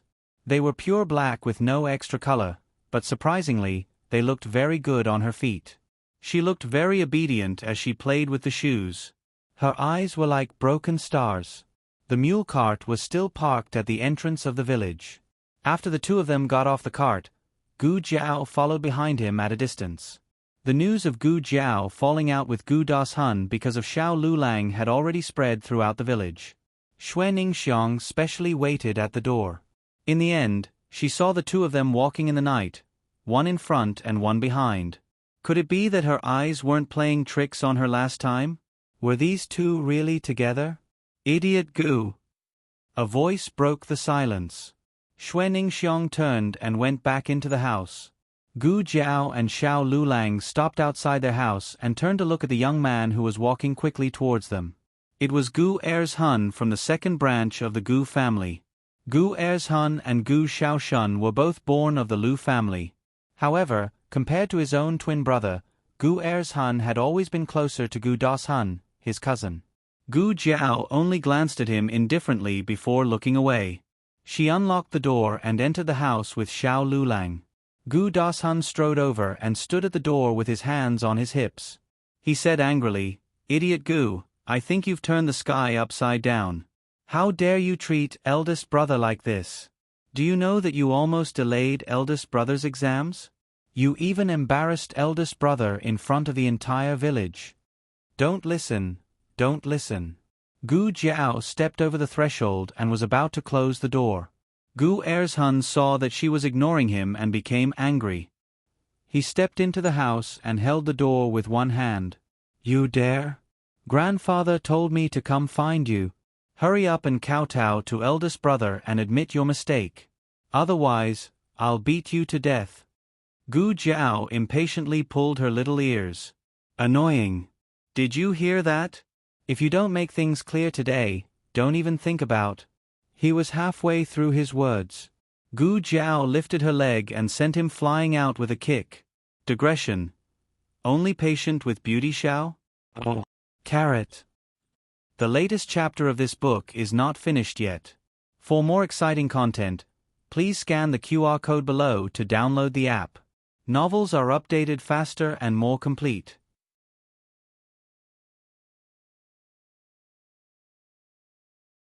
Chapter 11. For more exciting content, please scan the QR code below to download the app. Novels are updated at a faster rate. Millions of novels are free to read. Novels with a deeper meaning that can't be found online are all available here. Gu Erzhun was stunned by Gu Jiao's kick. Although his status in the Gu family was not as high as Gu Dashuan's, he was still spoiled by the Lu family. She could not bear to let him do farm work and only let him study in the house like Gu Dashun. Only the heavens knew if he was studying, but it was true that his body was delicate. He lay on the ground and did not move for a long time. What was wrong with this little fool today? She dared to kick him? He really wanted to rush up and give her a slap, but he would not admit that Gu Jiao's kick had scared him. You. Just you wait. He left these harsh words and ran away while clutching his stomach. Gu Jiao locked the door and turned to enter the house. She immediately saw Xiao Lulang standing in the living room and looking at her. His gaze was full of scrutiny. She thought for a moment and said calmly, "He fell out of the house by himself." Xiao Lulang.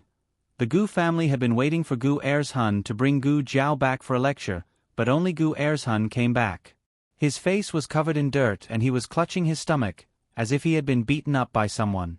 The Lu family hurried forward. "Erzhun, what happened to you? Where's that girl?" Gu Erzhun exaggerated what had happened in front of Gu Jiao's door. "I kindly advised her to come over and make things clear. She wanted to apologize to eldest brother, but she didn't listen and even kicked me. I treated her like a younger sister and did not fight back." The Lu family's scalp exploded when she heard this. Little wench. Raised by a whore. She even kicked her own brother. In contrast, the Zhou family was much calmer.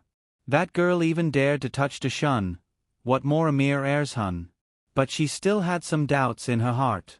This girl was a little strange recently. Preposterous. Mrs. Lu was angry that her son was slapped. She rolled up her sleeves and slapped Gu Shaoshun. "You go. Teach that little B*tch a lesson. Stand up for your brother." "I'm not going." Gu Shaoshun rolled her eyes at Gu Erzhun. "Who knows what he did?" Gu Erzhun said confidently, "I didn't do anything. I'll talk to her nicely." Who knew that she would kick him? "I think she's a fool, a lunatic, and a jinx." "Who are you scolding?" Gu Shaoshun stood up like a ruffian. Gu Erzhun hurriedly hid behind Madame Lu. "You're still speaking up for that little jinx. Who's your real brother?" Mrs. Lu was so angry that she wanted to hit Gu Shaoshun. But old man Gu was there, so she didn't dare to hit his grandson. She turned her head and gave her man a look. "Say something." How could Gu Chonglu dare to say anything? No one asked that girl when she didn't come to eat for a few days, but now she knew how to criticize him. He didn't want to go. It wasn't because he felt injustice for Gu Jiao. Moreover, he was the most cowardly of the three brothers. When Old Third was in trouble, he was by Old Third's side. If he had pulled Old Third in time, perhaps Old Third wouldn't have died. But the flood was too fierce. He was scared and left Old Third behind. He didn't dare to tell anyone about this. Only old man Gu knew. He had always felt a little guilty about the third branch. Cheng Hai. Old man Gu called his eldest son. "Go over there." Gu Cheng Hai hesitated for a moment and said, "Father, Zhao brain isn't working well. I think we should just let this matter go. If it gets out of hand, the villagers will gossip and say that we're mean to Old Third's flesh and blood." Mrs. Lu was furious. "How can we just let it go? You didn't hurt Dashun, did you? Didn't you see how badly Shun was kicked?" Gu Erzhun clutched his stomach, feeling wronged. The little jinx's kick was really not light. He was still in pain. Old man Gu's face darkened and he hesitated. Gu Chonghai said softly, "Father, if this matter gets out of hand, it won't be good for Dashun's reputation." In the end, the one who got kicked was Gu Erzhun, not Gu Dashun. Gu Dashun was just pushed by Gu Jiao in front of everyone, so he felt a little embarrassed. But Gu Dashun wasn't injured, and he didn't miss his exams. It wasn't worth it to ruin his good reputation just to vent his anger. Gu Dashun also reacted at this time. Scholars valued reputation the most. Otherwise, the Gu family wouldn't have forced Xiao Lulang to submit. He couldn't be muddle-headed on this matter. He said gently, Forget it, grandfather. Younger sister is stupid. If we argue with her, it will make us seem unreasonable. Mrs. Lu was so angry that she fell backwards. Why didn't you say this earlier? If you really don't argue, you should have stopped Second Shun when he went to catch her.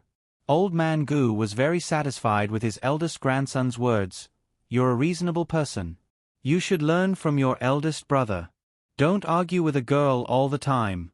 You're losing your status as an elder brother. The last few words were naturally directed at Gu Ershun. And you, don't go out and cause trouble. You'll ruin your eldest brother's reputation. Gu Xiaoshun didn't escape. Gu Xiaoshun didn't take it to heart at all. Gu Jiao didn't know that the Gu family was in a mess because of her. She made a small fortune in town today and bought a lot of things. Of course, she also used up a lot of things. She was short of 1 anesthetic, 2 blood clotting agents, sutures, and other medicine for external injuries. Gu Jiao took the salt, star anise, fennel, and some other ingredients to the kitchen. She boiled water while she was at it. Finally, she used the firewood in the stove to light a brazier. She gave the brazier to Xiao Lulang. It was close to the 12th lunar month, so the nights were still very cold. She could sleep early, but Xiao Lulang had to read by the light. In addition, his injured leg couldn't catch a cold. The door was left ajar. Gu Jiao knocked on the door. It's me. Xiao Lulang responded. Gu Jiao pushed the door open and entered. Xiao Lulang was bent over the table, copying a book. There was only a small oil lamp beside his hand. The light was very dim. Gu Jiao put the brazier on the ground and walked over to adjust the oil lamp to the brightest. She thought for a moment, then went to her room to grab the oil lamp. It's too dim. It hurts my eyes. Xiao Liulong's eyes moved. You can use the brazier. I won't be cold after I sleep, Gu Jiao said. After a pause, she seemed to think of something and said, Can I come to your room to warm up before I sleep? Oh. Xiao Lulang nodded. He sat up straight and continued to copy the book at hand. Gu Jiao knew that he earned money by copying books for others. Although he didn't earn much, he still earned 2 taels a month. However, the Gu family wanted to take 1 tael from him. They called it paying for the food of the original host. The original host didn't know that she paid for her meals at the Gu family. She thought that the Gu family was really good to her. To be fair, Xiao Lulang only had a bad attitude towards the original host. This was because the 2 of them didn't have a good relationship. It wasn't that Xiao Liulong's character was bad. Gu Jiao smiled and said, You don't have to give the Gu family any more money. I'll eat at home in the future. Xiao Liulong's hand that was holding the brush paused. Gu Jiao took the mattress and clothes that hadn't dried yet. Her movements were very light and her breathing was very quiet. If it wasn't for Xiao Lulang glancing at her several times, he probably wouldn't have noticed that there was another person in the room. When the clothes were done, she suddenly said to him before leaving, Right, what's your classmate's name? Feng Lin. Xiao Lulang said. Xiao Lulang copied books until midnight. When he got up, he found that Gu Jiao had finished drying his clothes and neatly stacked them on the chair. He picked up the clothes and was about to put them in the cabinet when he saw a new pair of shoes at the bottom.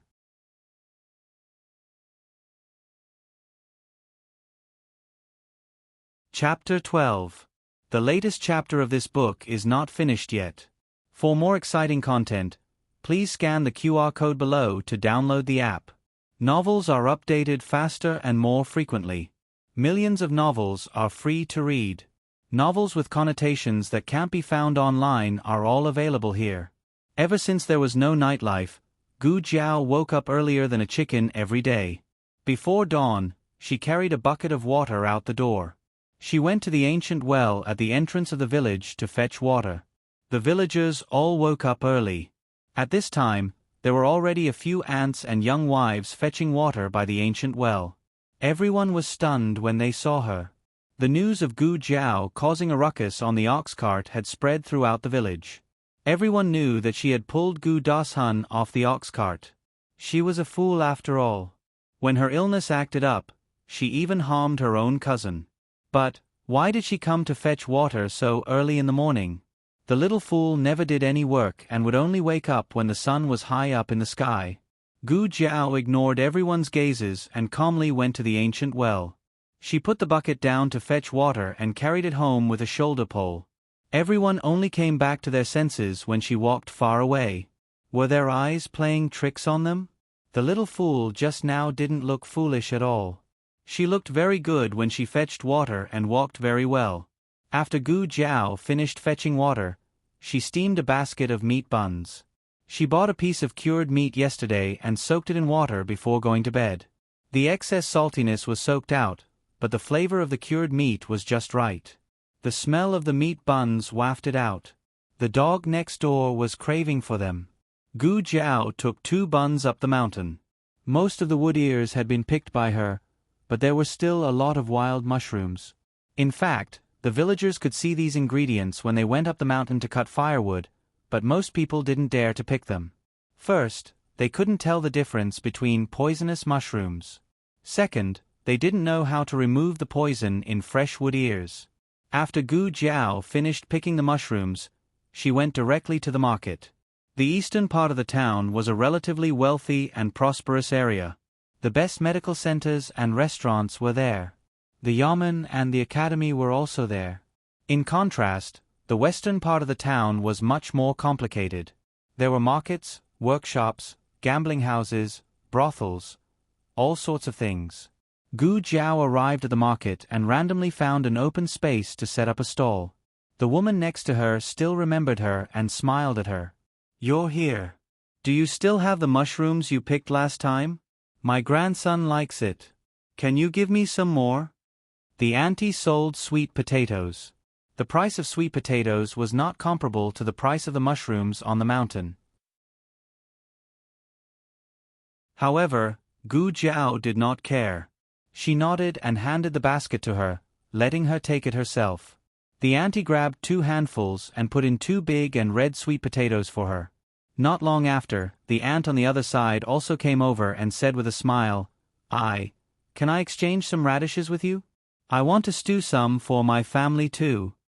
Gu Jiao nodded nonchalantly and signaled her to do it herself with her eyes.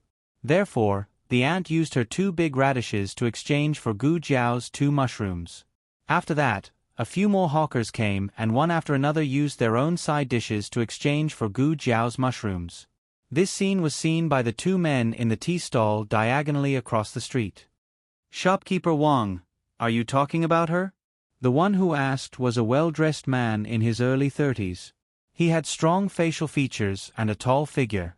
A middle-aged man in his 40s next to him said, "Second master, it's her." The second master looked at Gu Jiao and knit his brows. Such expensive mountain products, but she exchanged them with such cheap vegetables. Is she stupid? Someone even put rotten food inside, but she didn't say anything. She's really stupid. This. Shopkeeper Wang was speechless. He always felt that she wasn't stupid. She just didn't care. "Are you sure you didn't make a mistake?" the second master asked. "When she saved the patient, I was right next to her. I saw with my own eyes that she sewed up that deep and long wound. I won't make a mistake." Shopkeeper Wang gestured as he spoke. What Shopkeeper Wang didn't say was that he had actually seen her twice. The first time was at this market, so he knew that she would come here to do business. "How old is she?" The second master knit his brows. No matter what, he couldn't believe that she was the doctor that brought the dead back to life. She was too young and too poor. She also had that birthmark on her face. But Shopkeeper Wang wouldn't lie to him. Last time, the medical disturbance had a great impact. Not only did they offend Dr. Zhang, they also made the main hall of the capital very dissatisfied. The second master's position was in jeopardy. He urgently needed a doctor to support the situation. The second master said, "You go and ask her where her master is. I'm willing to hire her master for a large sum of money." This girl's medical skills couldn't have come from nothing. Hiring her master would be more reliable than hiring her. Shopkeeper Wang also felt that this method was feasible. He turned around to ask, but unexpectedly, just as he took a step, a young man fell down. He happened to fall in front of a chicken stall, scaring away all the chickens in the cage. My chicken! My chicken! The old man selling the chicken hurriedly went to catch the chickens. The scene was in chaos. Shopkeeper Wang and the second master's eyes fell on the young man's body. They were both stunned. The young man had symptoms of chest tightness, cyanosis, and shortness of breath. These symptoms were almost the same as the symptoms of the patient who had died in their medical hall. But it was more aggressive and urgent. That patient had at least made it home, but this young man was about to suffocate to death. This was an incurable disease. Even if their medical hall's doctor came, they wouldn't be able to cure him. At this critical moment, a small and thin figure came out of the crowd. She arrived in front of the young man and tore open his clothes. Then she took out something and stabbed it into his chest. Everyone sucked in a cold breath. Was she trying to kill him? The next second, Gu Jiao pulled out the needle and a small stream of air leaked out. Everyone saw that the young man who was about to suffocate to death had his chest suffocated and his breathing returned to normal. Shopkeeper Wang was dumbfounded. Do we still need to ask her master? Ask my ass. If their medical hall had such a doctor, that person wouldn't have died that day. The second master decisively pushed Shopkeeper Wang aside and stood up. He personally walked over to Gu Jiao. You're saying that you want me to be your medical hall's doctor? After hearing the second master's words, Gu Jiao fell into deep thought. Which medical hall are you from? The second master smiled and said, in Clear Spring Town, only our Tongfu Hall can be called a medical hall. Oh. She rubbed her chin. The second master thought that the other party wouldn't agree so easily. He was already prepared for the other party to put on airs. Who would have thought that Gu Jiao would say, you came just in time. I was just about to go find you. I can cooperate with Tongfu Hall, but I'll say it first. I'll only see patients once a month. Once? The second master was stunned. No, you're agreeing? You're not going to be pretentious? Raise the price? No, once. She'll only see patients once a month. I'm very busy, Gu Jiao said seriously. Busy? Selling vegetables? The corner of the second master's mouth twitched as he looked at her basket. To be honest, he really wasn't satisfied this time. However, doing business was all about gradual progress. First, enter his Tongfu Hall's door. Later, when they were familiar with each other, they could slowly haggle. The second master said, okay. Once it's just once. Gu Jiao stared at him as if the next thing was the most important thing. Also, I have another condition. After class, Feng Lin rushed to the medical hall without stopping. After the medical disturbance incident, the medical hall's business was a bit bleak. The clerks were listlessly arranging medicinal ingredients in the lobby. Is Dr. Zhang here? Feng Lin stopped a clerk and asked. The clerk said, Dr. Zhang returned to the capital. Then when will he come again?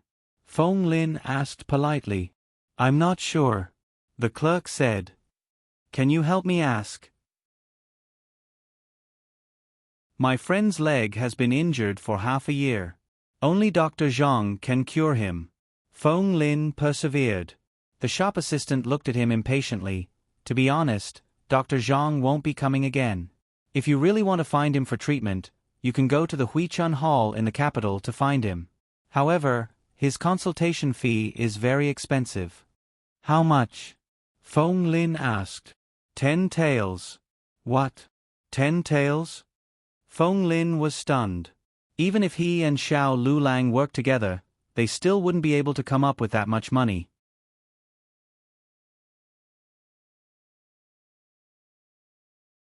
Chapter 13.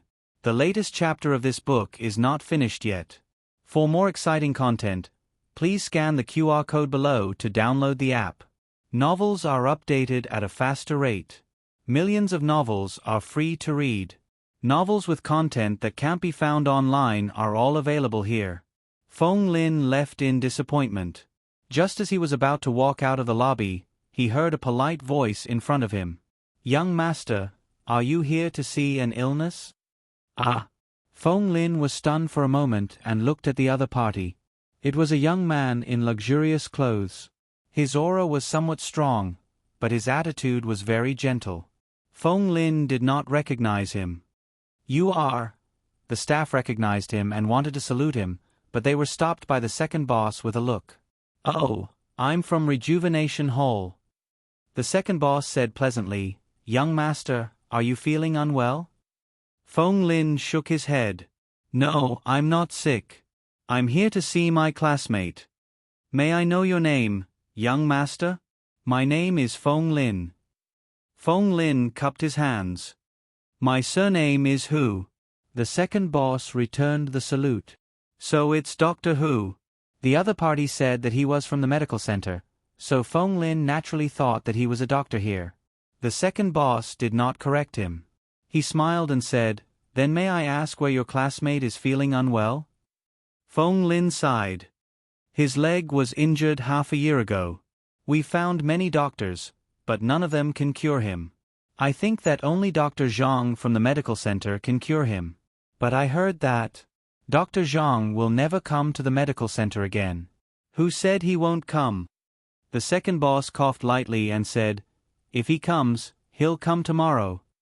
The consultation fee, fixed price, 100 copper coins." Cough. All the staff in the room choked. Fong Lin also choked. 100 copper coins? Is it expensive? The second boss blinked and hurriedly said, "I said it wrong. It's 10 copper coins." Fong Lin, the staff. No matter how stupid Fong Lin was, he knew that it was very expensive to see a doctor. Not to mention Dr. Zhang from the capital, even a barefoot doctor from the countryside could not be dismissed with 10 copper coins. "Didn't you say that Dr. Zhang's consultation fee is 10 taels?" he asked doubtfully. The second boss's expression did not change. "It's cheaper to see a doctor." "Cheaper by so much. Our medical center, business is not good, and it's off-season." Fong Lin. The employees were speechless again. Fong Lin immediately went to the village and told Xiao Lulang about the consultation. The consultation fee is only 10 copper coins, and the cost of the herbs will be calculated separately. Their business is not good now, so I guess the cost of the herbs won't be too expensive. The business of the medical center had indeed been affected, but it was still hard to believe that it had suddenly become so cheap. Fong Lin excitedly said, "I've asked Manager Wang about it, and Manager Wang said the same thing. This matter can't be fake, so just wait patiently. I happen to be on holiday at the end of the month. I'll go with you." Even the date had been set. It seemed like it was true. 3 days later, the results of the exam came out. Gu Dashun came in second place. This time, the examinees came from all over the world. There were hundreds of them, and there was no lack of children from wealthy families among them. They had hired teachers since they were young, and their learning conditions were much better than Gu Dashun's. Even so, Gu Dashun was still able to come in second place. It was really a great honor for the Gu family, especially since the questions this time were personally set by the headmaster. The entire academy was spreading the news that the headmaster was going to come out of seclusion and recruit a personal disciple from this batch of examinees. Gu Dashun felt that his chances were very high. "How did Lu Lang do in the exam?" Old man Gu asked. Gu Dashun smiled. He also got in. He also came in second place, but it was from the bottom. There were a total of 100 examinees this time, and Xiao Lulang was ranked 99. Thinking about how he had left Xiao Lulang so far behind, Gu Dashun could not help but feel proud. However, he said, he didn't go to a private school for half a year. He studied hard at home. It's already very good that he could get such results. He studied hard for so long and almost didn't get in. It's clear that studying requires talent. In this aspect, you are much better than Lu Lang. It was rare for old man Gu to say so much. Originally, he did not dare to have too many expectations for Gu Dashun, but now that the results were out, he felt that Gu Das-hun would definitely get in next year's fall quarter examinations. Old man Gu was very happy. He sent his second son to town to get 2 pounds of pork belly. Today, it was the second branch's turn to cook. Madame Lu knew that most of the pork belly she brought out would go into Gu Dashun's stomach, so she secretly hid 2 pieces in a jar. "Mother, you hid the meat." Gu Shaoshun rushed in with sharp eyes. Madame Lu was so scared that she trembled and almost knocked the jar over. She turned around and hit Gu Shaoshun. "Keep your voice down. What are you shouting for?" Gu Shaoshun raised his eyebrows and said, "I want to eat meat." "I won't give it to you." Mrs. Lu turned her back and held the jar tightly. Gu Shaoshun snorted, "If you don't give it to me, I'll tell Grandpa and Grandma that you hid the meat." "You!" Madame Lu raised her fist in anger. Other people gave birth to sons to enjoy life, but she gave birth to sons to make herself angry. Madame Lu also knew that Gu Shaoshun would really do something like that. She painfully opened the jar and cut a small piece for him. Gu Shaoshun did not even have the chance to taste it before it was gone. "Why did you only give me half a bite? There are 2 big pieces in the jar." "That's for Ershun." Of her 2 sons, only Ershun was willing to study. Madame Lu hoped that Ershun would be successful in the future so that she could benefit from him. She could not count on Shaoshun. If he did not come back to squander money in the future, she would be praying for Buddha. Gu Shaoshun wanted to give some meat to his sister, but he couldn't really snatch his mother's jar. So, when his mother was not paying attention, he opened the lid, grabbed a few steamed buns, and ran away. Little beast. Madame Lu was furious. Steamed buns were also good food. Usually, only Gu Das-hun can eat steamed buns. They only eat Korean noodles. Madame Lu was so angry that she picked up a stick and chased after him. However, Gu Shaoshun ran away quickly and disappeared. Gu Shaoshun ran to his sister's place in one breath. His hand was scalded by the steamed buns. "Sister." He rushed into the kitchen, but he suddenly smelled something and froze. He sniffed. "It smells good." "Sister, what are you cooking?" "Pheasant." She sold 2 of the 3 pheasants last time. She raised the remaining one for a few days and killed it today. "What are you holding?" Gu Jiao looked at his hand. "Steamed buns." Gu Shaoshun lowered his head. He wanted to give his sister something delicious to eat. Who would have thought that his sister would eat chicken? These steamed buns were a bit inferior. Gu Jiao took a bowl and asked him to put the steamed buns in. She also brought a basin of cold water. "Put your hand in." "Oh." Gu Shaoshun did not ask why and obediently did as he was told. His hand did not hurt as soon as it was soaked in the water. "Eat here." Gu Jiao said to him again. "Huh?" Gu Shaoshun was surprised. "I left a bowl for you. I was thinking about how to send it. Now that you're here, I don't have to make a trip." Gu Jiao said as she opened the cupboard and took out a bowl of chicken. She poured it back into the pot. Gu Shaoshun looked at the bowl of chicken. He knew that his sister did not say those words just because he came. She really did leave a bowl for him. There was a whole drumstick in the bowl. He saw it all. Gu Shaoshun suddenly felt a little sour at the tip of his nose. He came behind Gu Jiao, bent down, and pressed his forehead against Gu Jiao's back. He rubbed against it and said, "Sister, how can you be so nice? Tell me, could it be that you're actually my biological mother?" Gu Jiao. ZHHBQG. Kombiku Gu mobile reading website, M. ZHHBQG. Com.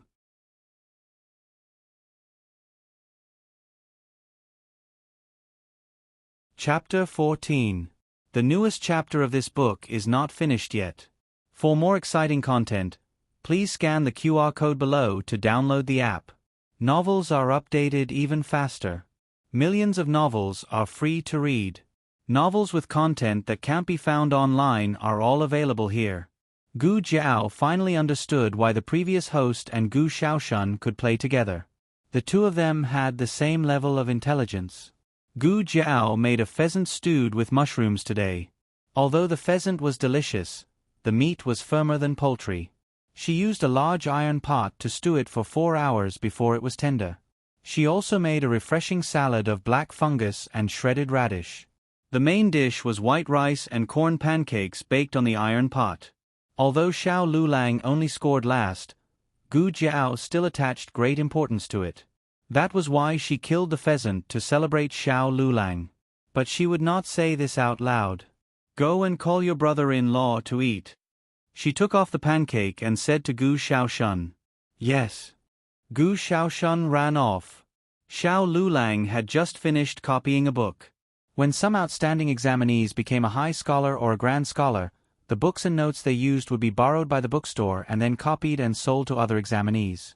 These books were more expensive than normal books, but there were still many examinees that rushed over. Xiao Liulong's writing was very pleasing to the eye, so the books he copied sold the best. Brother-in-law, it's time to eat.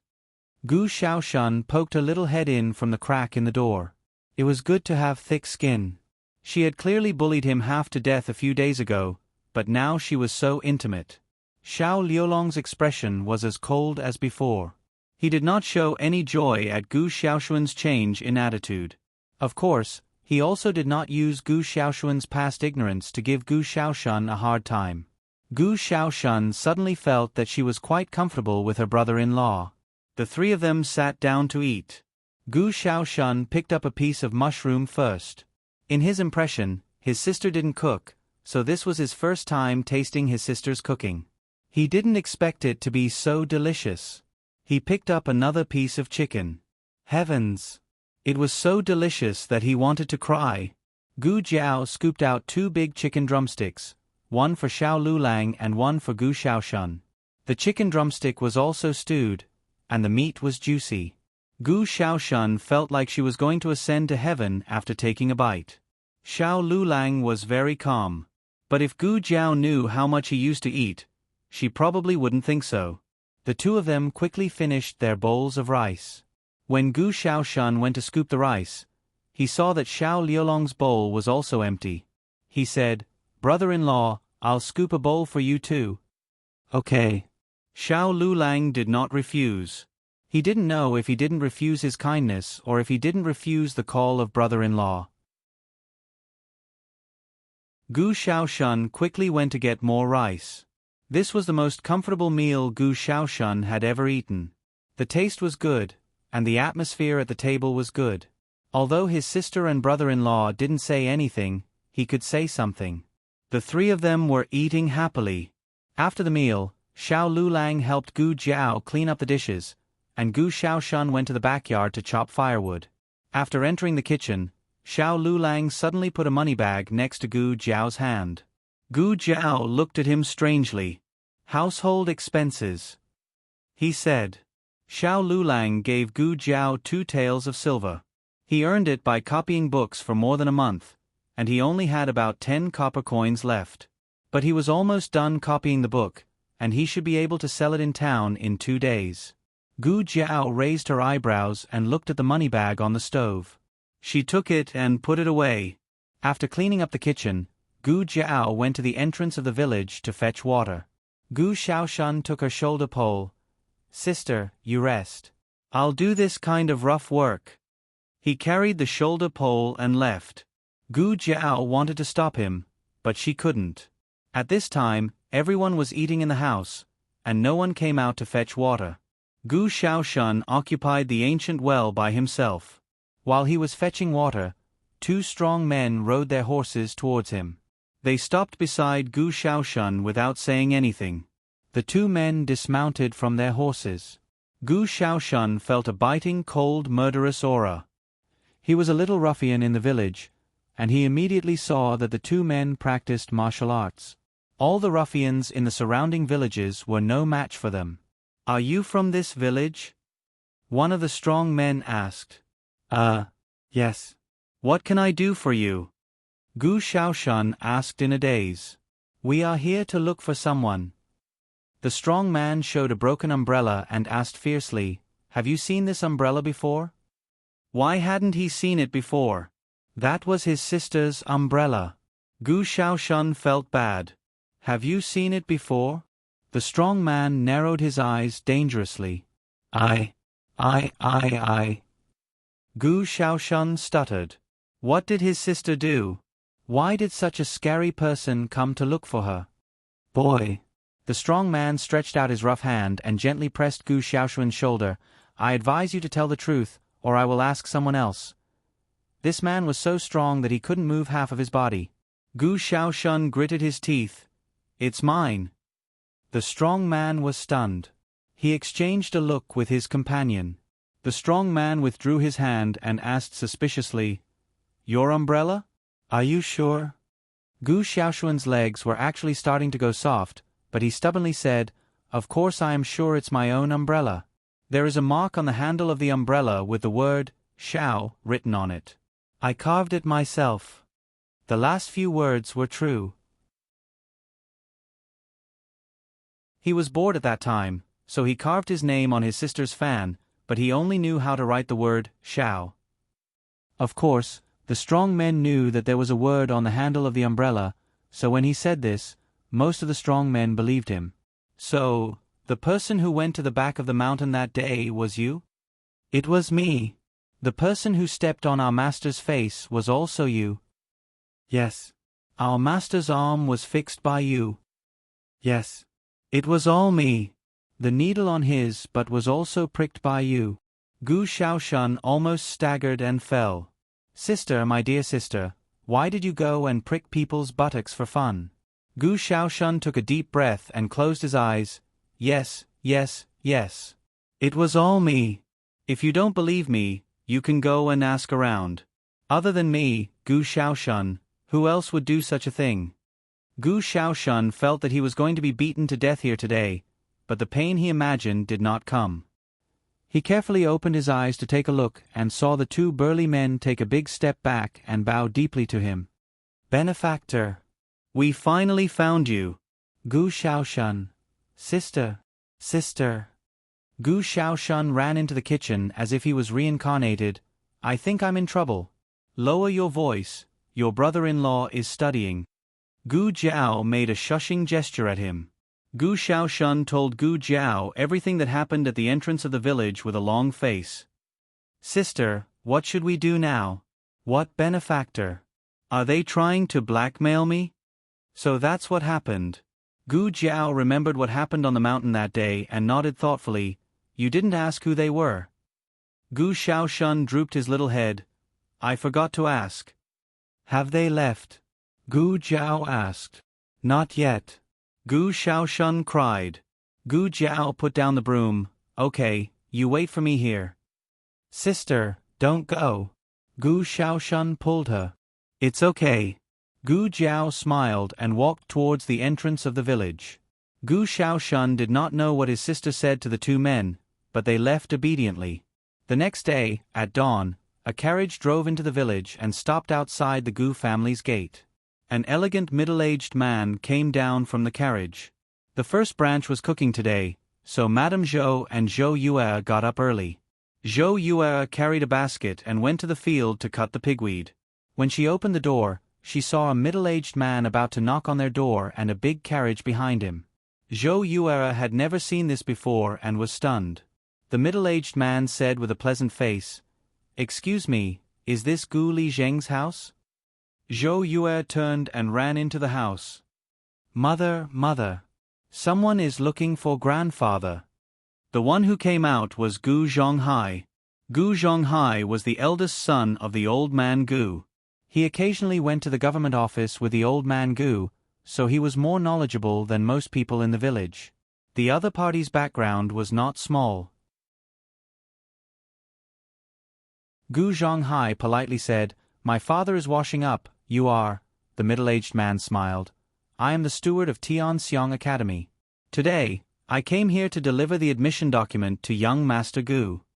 Didn't they go to town to get the admission document by themselves? How could they trouble the academy to deliver it personally? Sure enough, Deshun did too well in the exam. Gu Zhonghai felt his back straighten. He proudly shouted into the house, Deshun, the academy is here to deliver the admission document to you.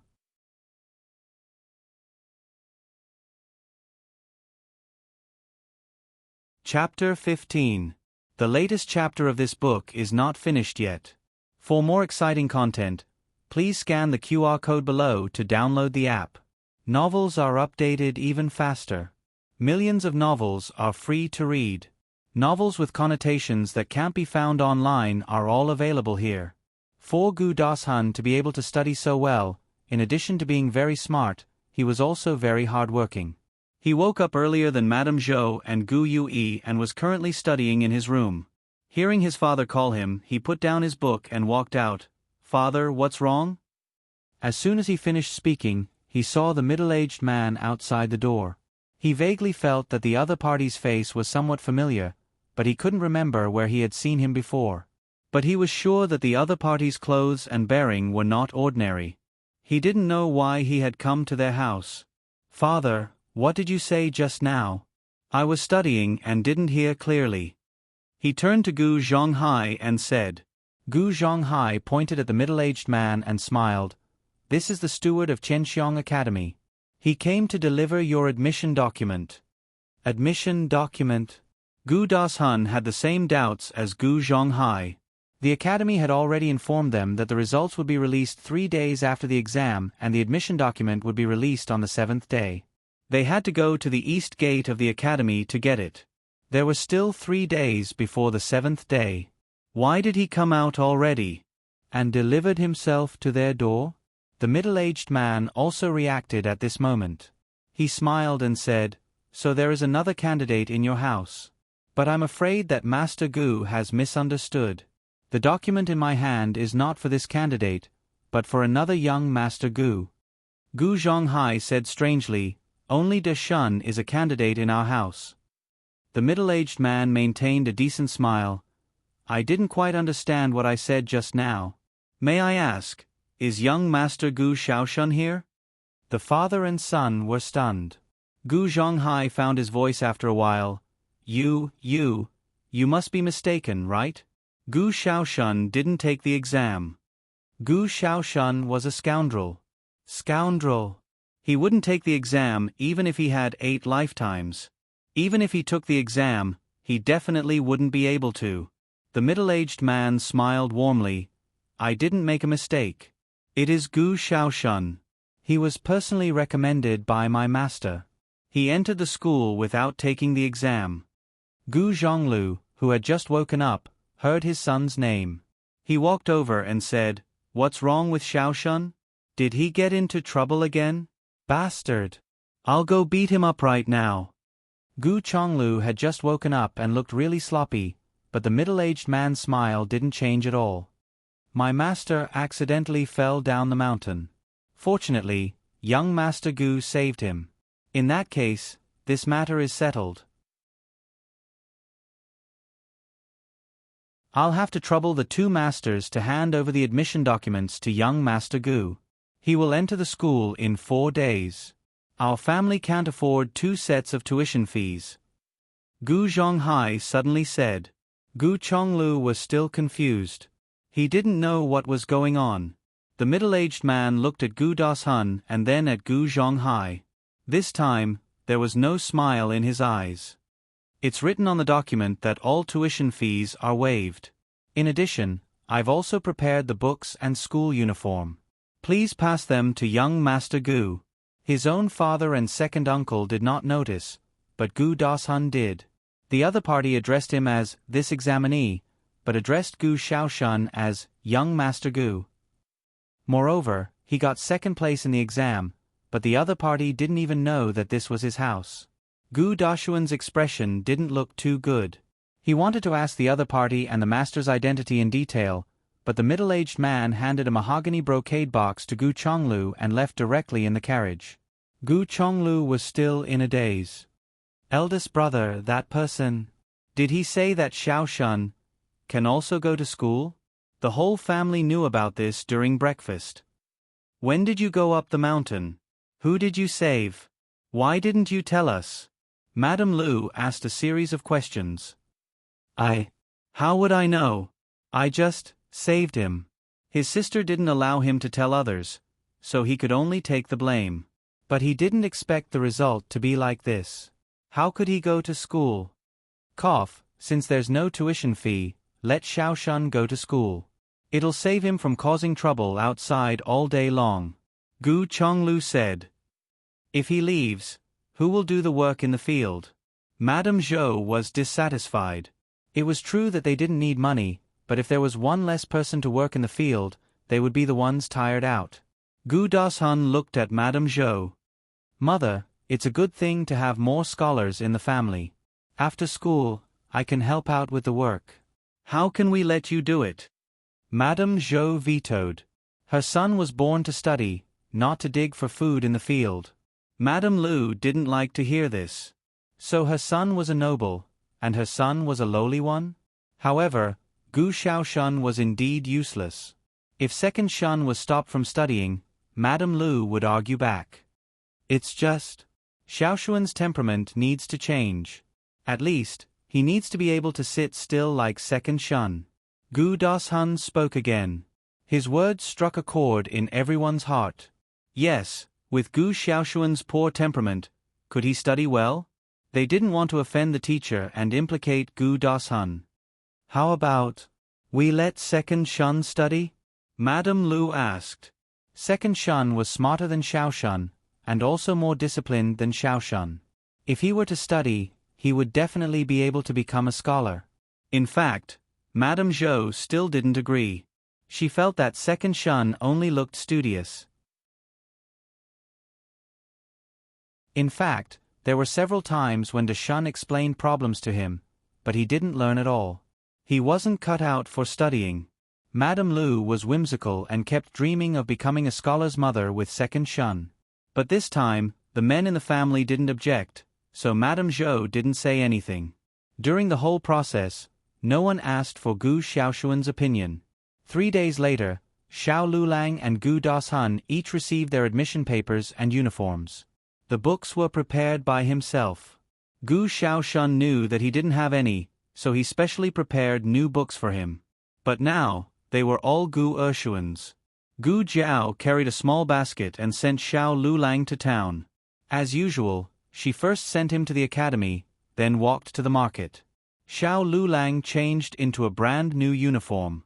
Gu Jiao had seen other people wear this uniform, such as Feng Lin and many other students from the academy. But no one was like Xiao Lulang. He was tall, his clothes were whiter than snow, and his features were picturesque.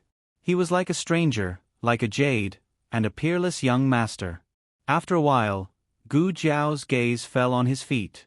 Seeing that he was wearing the new shoes she bought for him, Gu Jiao curved her lips. Does it fit? Gu Jiao asked. Yes. Xiao Lulang nodded slightly. Gu Jiao handed him the crutch and went out with him. When they arrived at the village entrance, second Uncle Luo's ox cart was already waiting. There weren't many people going to town today. Other than the two of them, there were only Gu Dashun and Gu Ershun. The two of them also put on their uniforms. To be honest, the members of the Gu family weren't ugly. In fact, Gu Dashun was better looking than most of the men in town. But when he stood next to Xiao Lulang, he was immediately reduced to dregs. Xiao Lulang didn't do anything, but he was like a painting, exuding an elegant and scholarly aura. Gu Jiao and Xiao Lulang had told Gu Xiaoshun that he had saved someone from the academy. Thus, the two of them knew that the person going to the academy today should be Gu Xiaoshun. However, when the two of them saw Gu Ershun, who was wearing a uniform that was obviously one size too small, appear on the ox cart, they didn't show much surprise. It was as if they had expected the Gu family to do such a shameless thing. Gu Jiao sneered. Xiao Lulang rummaged through his bundle and realized that Gu Jiao had stuffed him with another copper coin. This time, it was 20. Humph. Gu Ershun rolled his eyes at the two of them. The ox cart quickly arrived near the academy. Stop here. We'll walk there ourselves, Gu Dashun said. Xiao Lulang and Gu Jiao sat at the entrance of the academy. After Xiao Lulang entered the academy, Gu Jiao carried the basket and went to the market.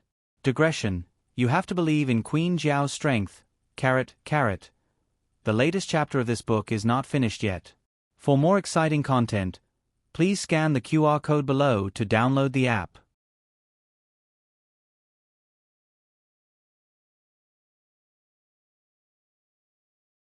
Chapter 16.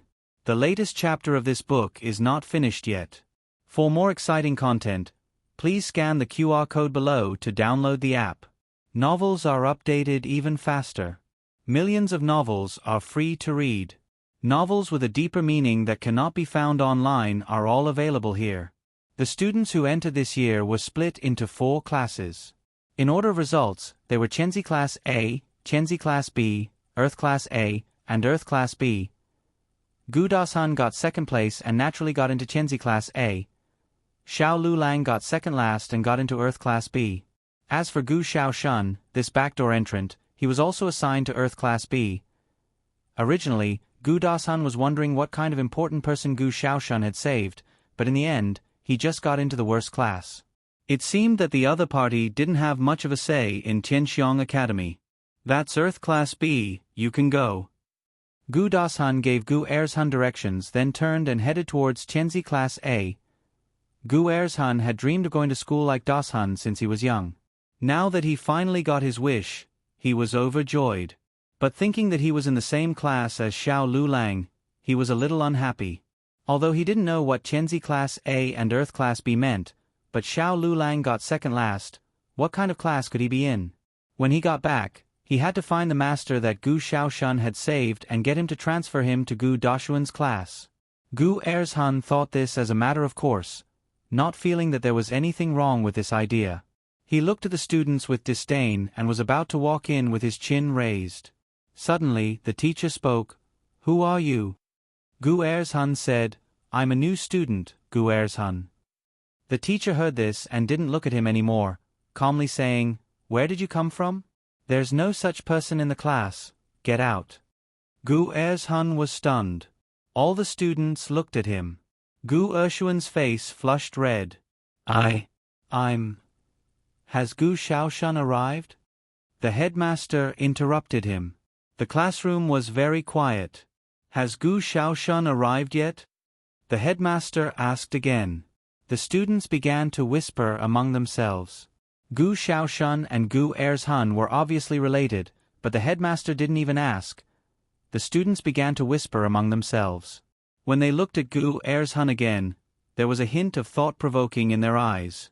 Gu Erzhun could no longer maintain his composure. He turned to look for Gu Dashun, hoping that Gu Dashun would be able to solve this problem for him, but unexpectedly, Chenzi Class A had already started their lessons. Gu Erzhun had nowhere to go. He was so embarrassed that he wanted to find a hole to hide in. After the lesson ended, Gu Dashun was called out by the headmaster of his class. "Headmaster Chen." Gu Dashun bowed respectfully. Headmaster Chen thought for a moment and asked him, "Do you know about your brother's enrollment?" Gu Dashun nodded. "I know."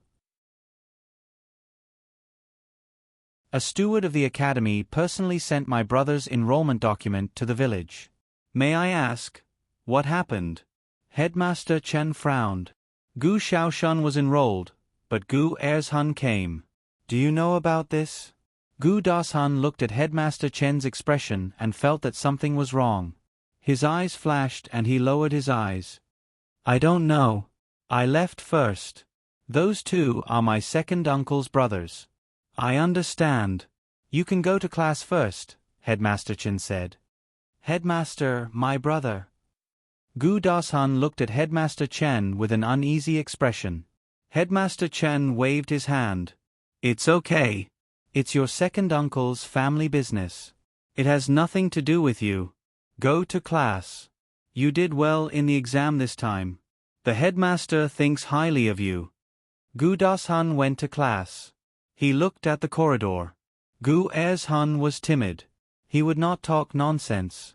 After Gu Jiao went to the market, she went directly to her previous stall.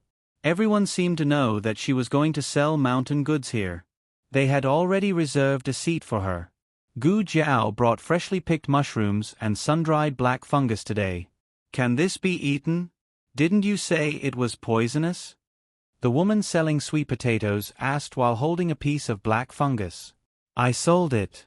It's edible," Gu Jiao said.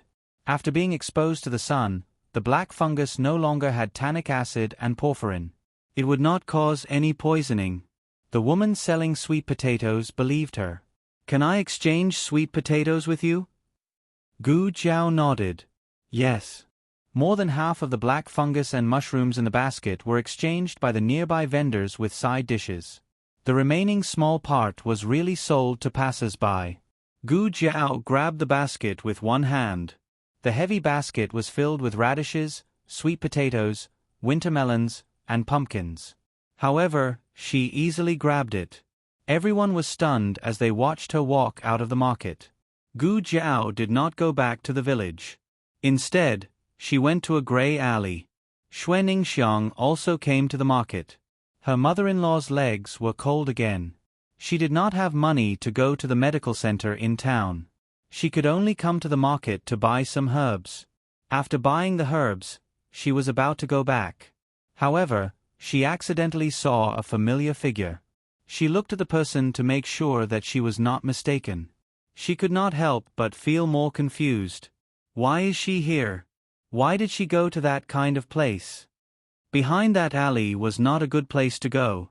Xuaningxiang knew that there were gambling houses, brothels, and illegal workshops. Xuaningxiang could not figure out why Gu Jiao went there. Was she deceived or? Xuaningxiang frowned and hurried to catch up. However, as soon as she passed through the alley, Gu Jiao disappeared. Opposite her was a big gambling house. On the left was a brothel. On the right was something unknown. From time to time, shrill screams could be heard. Some people fell out with bruises all over their faces. After that, they vomited blood and fell to the ground, unable to get up. Xuaningxiang was frightened. She turned around and wanted to go back. However, she was blocked by a few ruffian men in the alley. "Yo, where did this little girl come from? She's so pretty. Isn't that right? Play with us for a while?"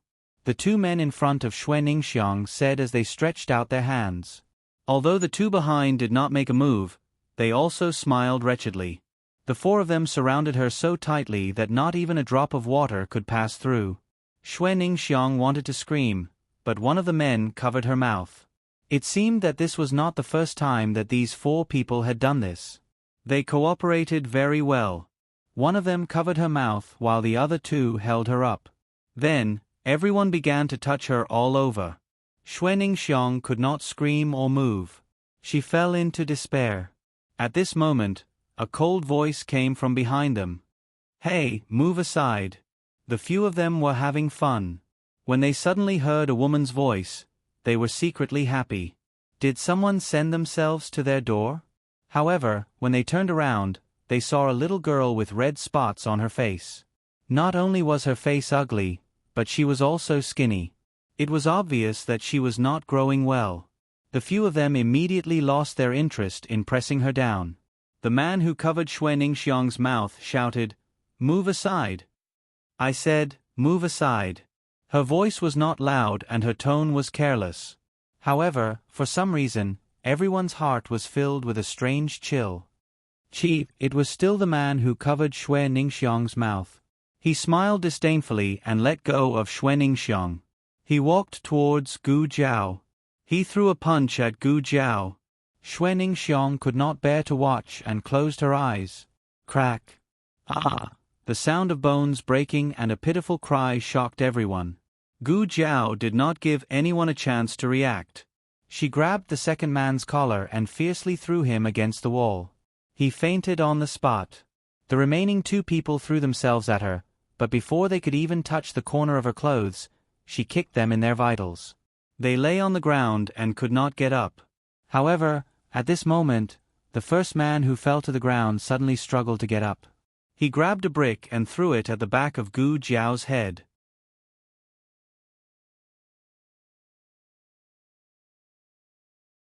Chapter 17. Please scan the QR code below to download the app for more interesting content. The novel will be updated at a faster rate. Millions of novels will be read for free. There are all kinds of novels that you can't find online. Ah! Xuaningxiang screamed. Gu Jiao turned around and kicked the man away. Xuaningxiang was dumbfounded. She didn't understand how Gu Jiao did it. After beating the man up, Gu Jiao left with the basket on her back. She didn't even look at Xue Ningxiang. It made people think that she only beat them up because they were in her way. Xue Ningxiang recovered from her shock and stood up while trembling. "You, wait." Gu Jiao continued to walk forward. Xue Ningxiang wanted to chase after her, but her clothes were torn by the men. If she walked out like this, they would see her naked body. She was so anxious that tears came out of her eyes. Gu Jiao stopped in her tracks and fidgeted with her hair. She took out her cotton-padded jacket from the basket and threw it on Xue Ningxiang. Xue Ningxiang was stunned. She looked at the jacket and then looked at Gu Jiao. Aren't you cold? Give it to me if you don't want to wear it." Gu Jiao reached out her hand. "Wear it. I'll wear it." Xue Ningxiang quickly put on the jacket. Gu Jiao's jacket was a little thin, especially around the chest area. It made Xue Ningxiang panic. Xue Ningxiang bent down to pick up the herbs on the ground. She whispered to Gu Jiao, "Just now, thank you." She didn't expect to encounter this kind of thing. She also didn't expect Gu Jiao to save her.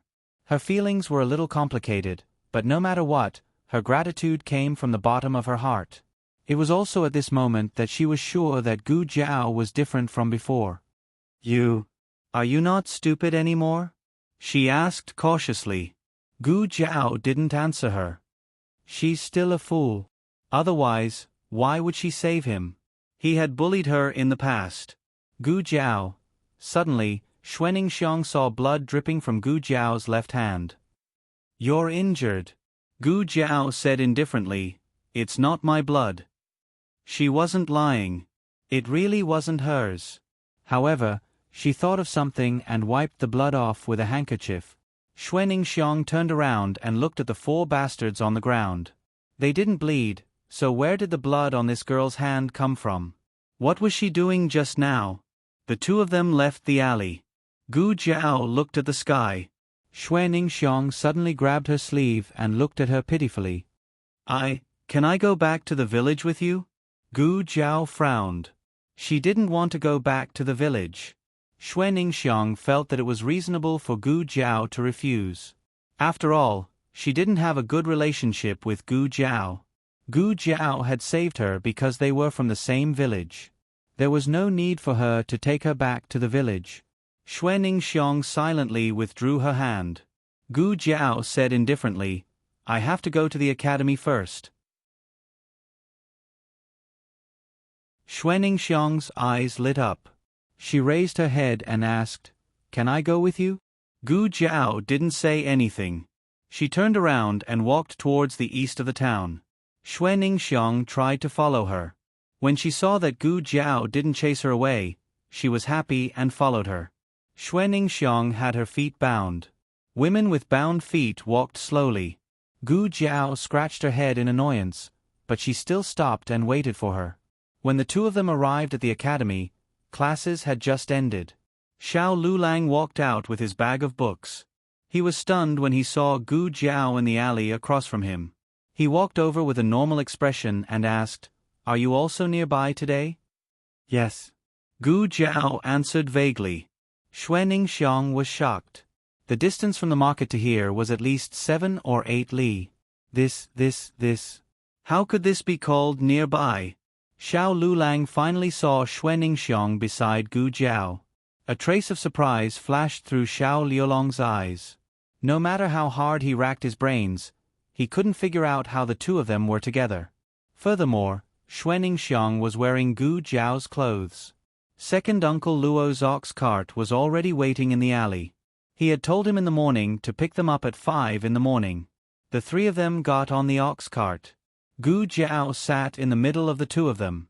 Xue Ningxiang used to have a good impression of Xiao Lulang, but after that terrible incident, she still had lingering fears of men. She didn't even greet Xiao Lulang. Xiao Lulang didn't care about Xue Ningxiang's attitude towards him. He just felt that it was a bit strange, but he didn't ask. Gu Jiao gave her cotton-padded jacket to Xue Ningxiang. She only had a thin jacket on. She didn't feel cold when they were on the road, but once she sat down, she felt a bit cold. Xiao Lulang looked down at his school uniform and couldn't help but hesitate. If he gave it to her, their relationship didn't seem that good. If he didn't give it to her, she would freeze. Just as he was hesitating, he saw Xuanning weakly lean towards Gu Jiao. She used her body to warm Gu Jiao. Xiao Lulang. After the ox cart passed through the alley, they saw Gu Dashun waiting there. Gu Ershun had already been driven home, so Gu Dashun was the only one waiting for the ox cart. Gu Dashun didn't care about Xuanning on the ox cart. He only looked at the expressionless Gu Jiao and Xiao Lulang. When he thought of how calm they were in the morning, he suddenly felt that they had already guessed that this would be the outcome from the beginning. But they didn't say anything. They just watched as Gu Ershun was driven out. They even almost caused him to be suspected by the teacher. Whose idea was it? Xiao Liulong's? Or this little fool's? A light breeze blew.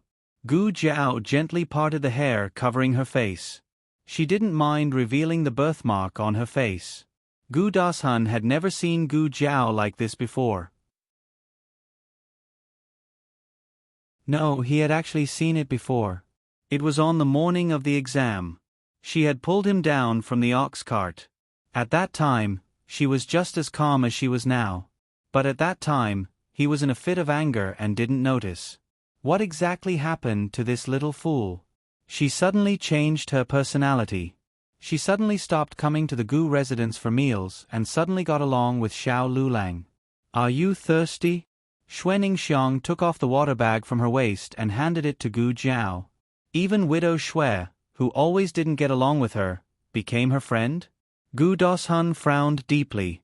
The ox cart arrived at the village. Gu Dashun jumped off the ox cart. Gu Jiao didn't fight with him. She just sat on the ox cart and looked at him with a faint smile. Remember to send Xiao Shun to school tomorrow. Gu Dashun clenched his fists. After returning home, Gu Jiao felt particularly cold today. Her hands and feet were ice cold. At night, her period came. People in the countryside didn't have enough nutrition, so their periods came late. She was already 14 years old, but this was her first time having her period. She didn't know if it was because she had fallen into the water a few days ago, but the cold air was too strong. In addition to the wind today, her stomach hurt very badly. She had been in the organization for many years and was already used to all kinds of pain. But she couldn't tolerate this kind of pain during her period. Xuanning came to return Gu Jiao's clothes. As soon as she entered the room, she saw Gu Jiao sitting on a chair with a pale face. She immediately asked, "What's wrong?" "It's nothing," Gu Jiao lightly said. This woman who could kill 4 men with one punch during the day was now so weak that she couldn't even stand up. How could it be nothing? Xuanning looked at her hands covering her stomach and said, "Ah, you're having your period?" Gu Jiao didn't have the energy to pay attention to her. Xiao Lulang heard the commotion in the room. He walked over and asked, "What happened?" Gu Jiao didn't say anything, but Xuanning said, "Her period came. It hurts very badly. Do you have brown sugar at home? Boil a bowl for her." Xiao Lulang suddenly froze. Xuanning didn't think too much about it. She thought that since the two of them had been married for half a year, they must have already consummated their marriage. There was nothing that couldn't be said.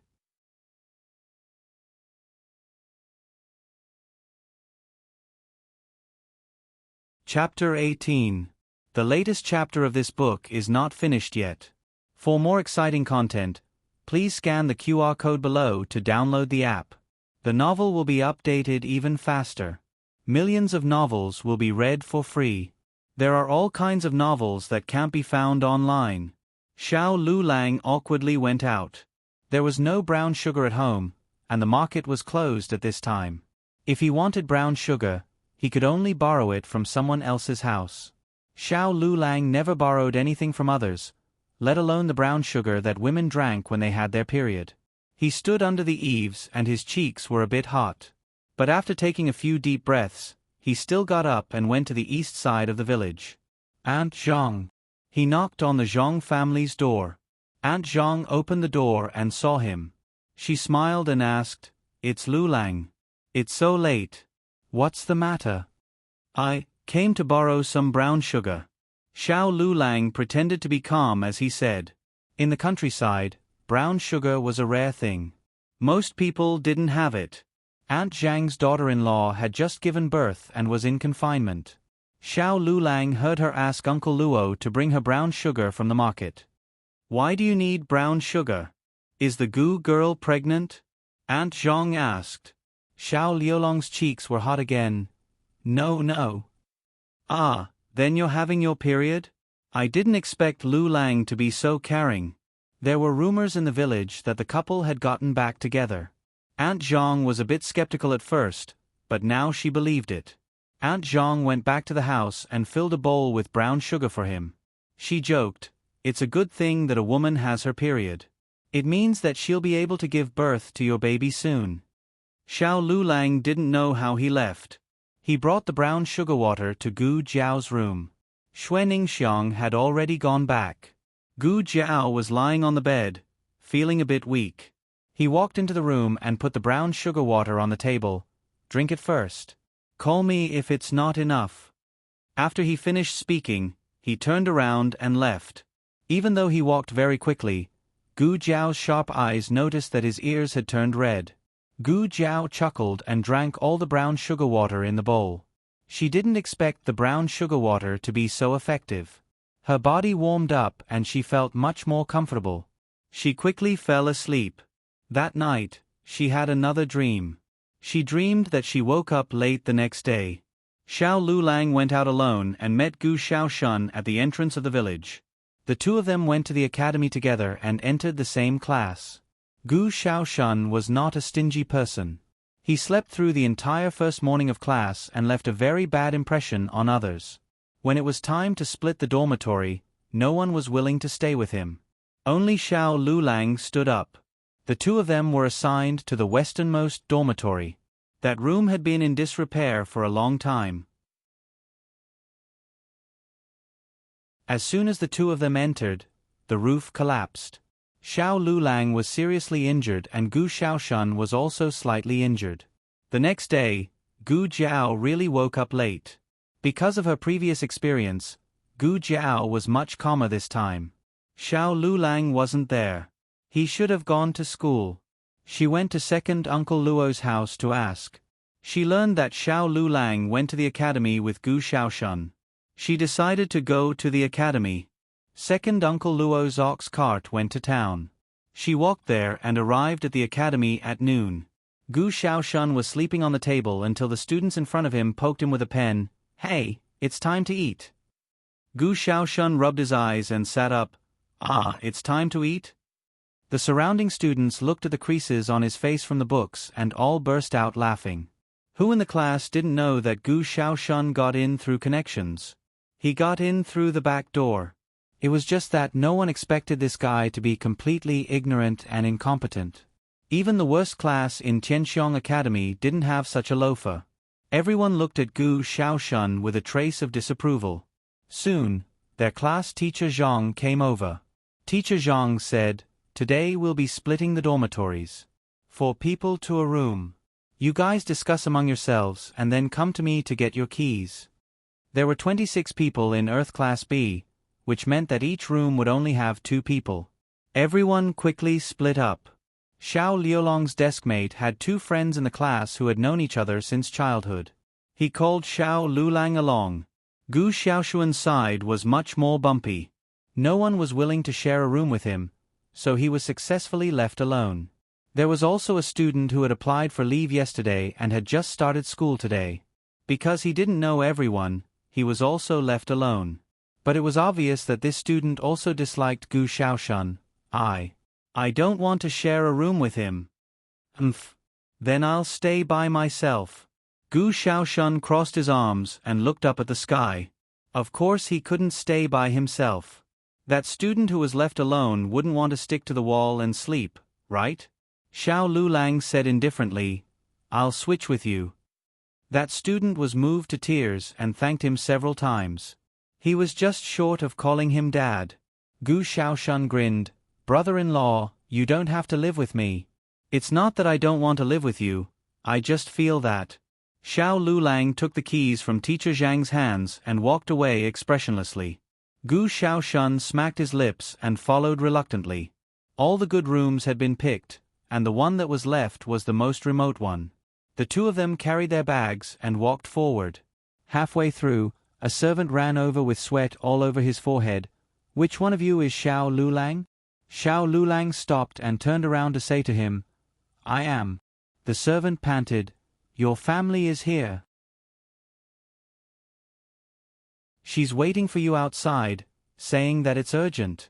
She wants you to go see her immediately." Xiao Lulang was an orphan, so the only person who could be considered as his family was her. Xiao Lulang paused and said to Gu Xiaoshun, "It's your sister." "My sister is here?" Once he heard that it was Gu Jiao, Gu Xiaoshun became energetic. "Then what are we waiting for? Hurry up and find my sister." The dormitory was actually only a few steps away. It wasn't impossible to see her after putting the things in. But she said that it was urgent. Xiao Lulang quickened his steps.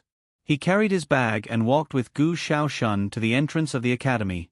There were people coming and going on the street, and she was wearing inconspicuous clothes, but Xiao Lulang still recognized her at a glance. She stood in the cold wind and her small face was a bit red. Perhaps because she didn't like noise, she frowned from time to time. "Sister, sister." Gu Xiaoshun excitedly ran towards Gu Jiao. Gu Jiao glanced at him and quickly looked away to see Xiao Lulang behind the crowd. Xiao Lulang was also looking at her. When their eyes met, Xiao Lulang was startled. Gu Jiao smiled. Xiao Lulang averted his gaze and walked towards her in large strides. "Sister, why are you looking for us?" Gu Xiaoshun asked. "Oh, it's nothing." Gu Jiao said casually, "I just came to have a meal with you." After she finished speaking, she saw Xiao Lulang looking at her suspiciously. She adjusted Gu Xiaoshun's collar and said seriously, "It's your first day at school. I'm worried about you." The two went to a nearby noodle restaurant and had 3 bowls of Yongchun noodles.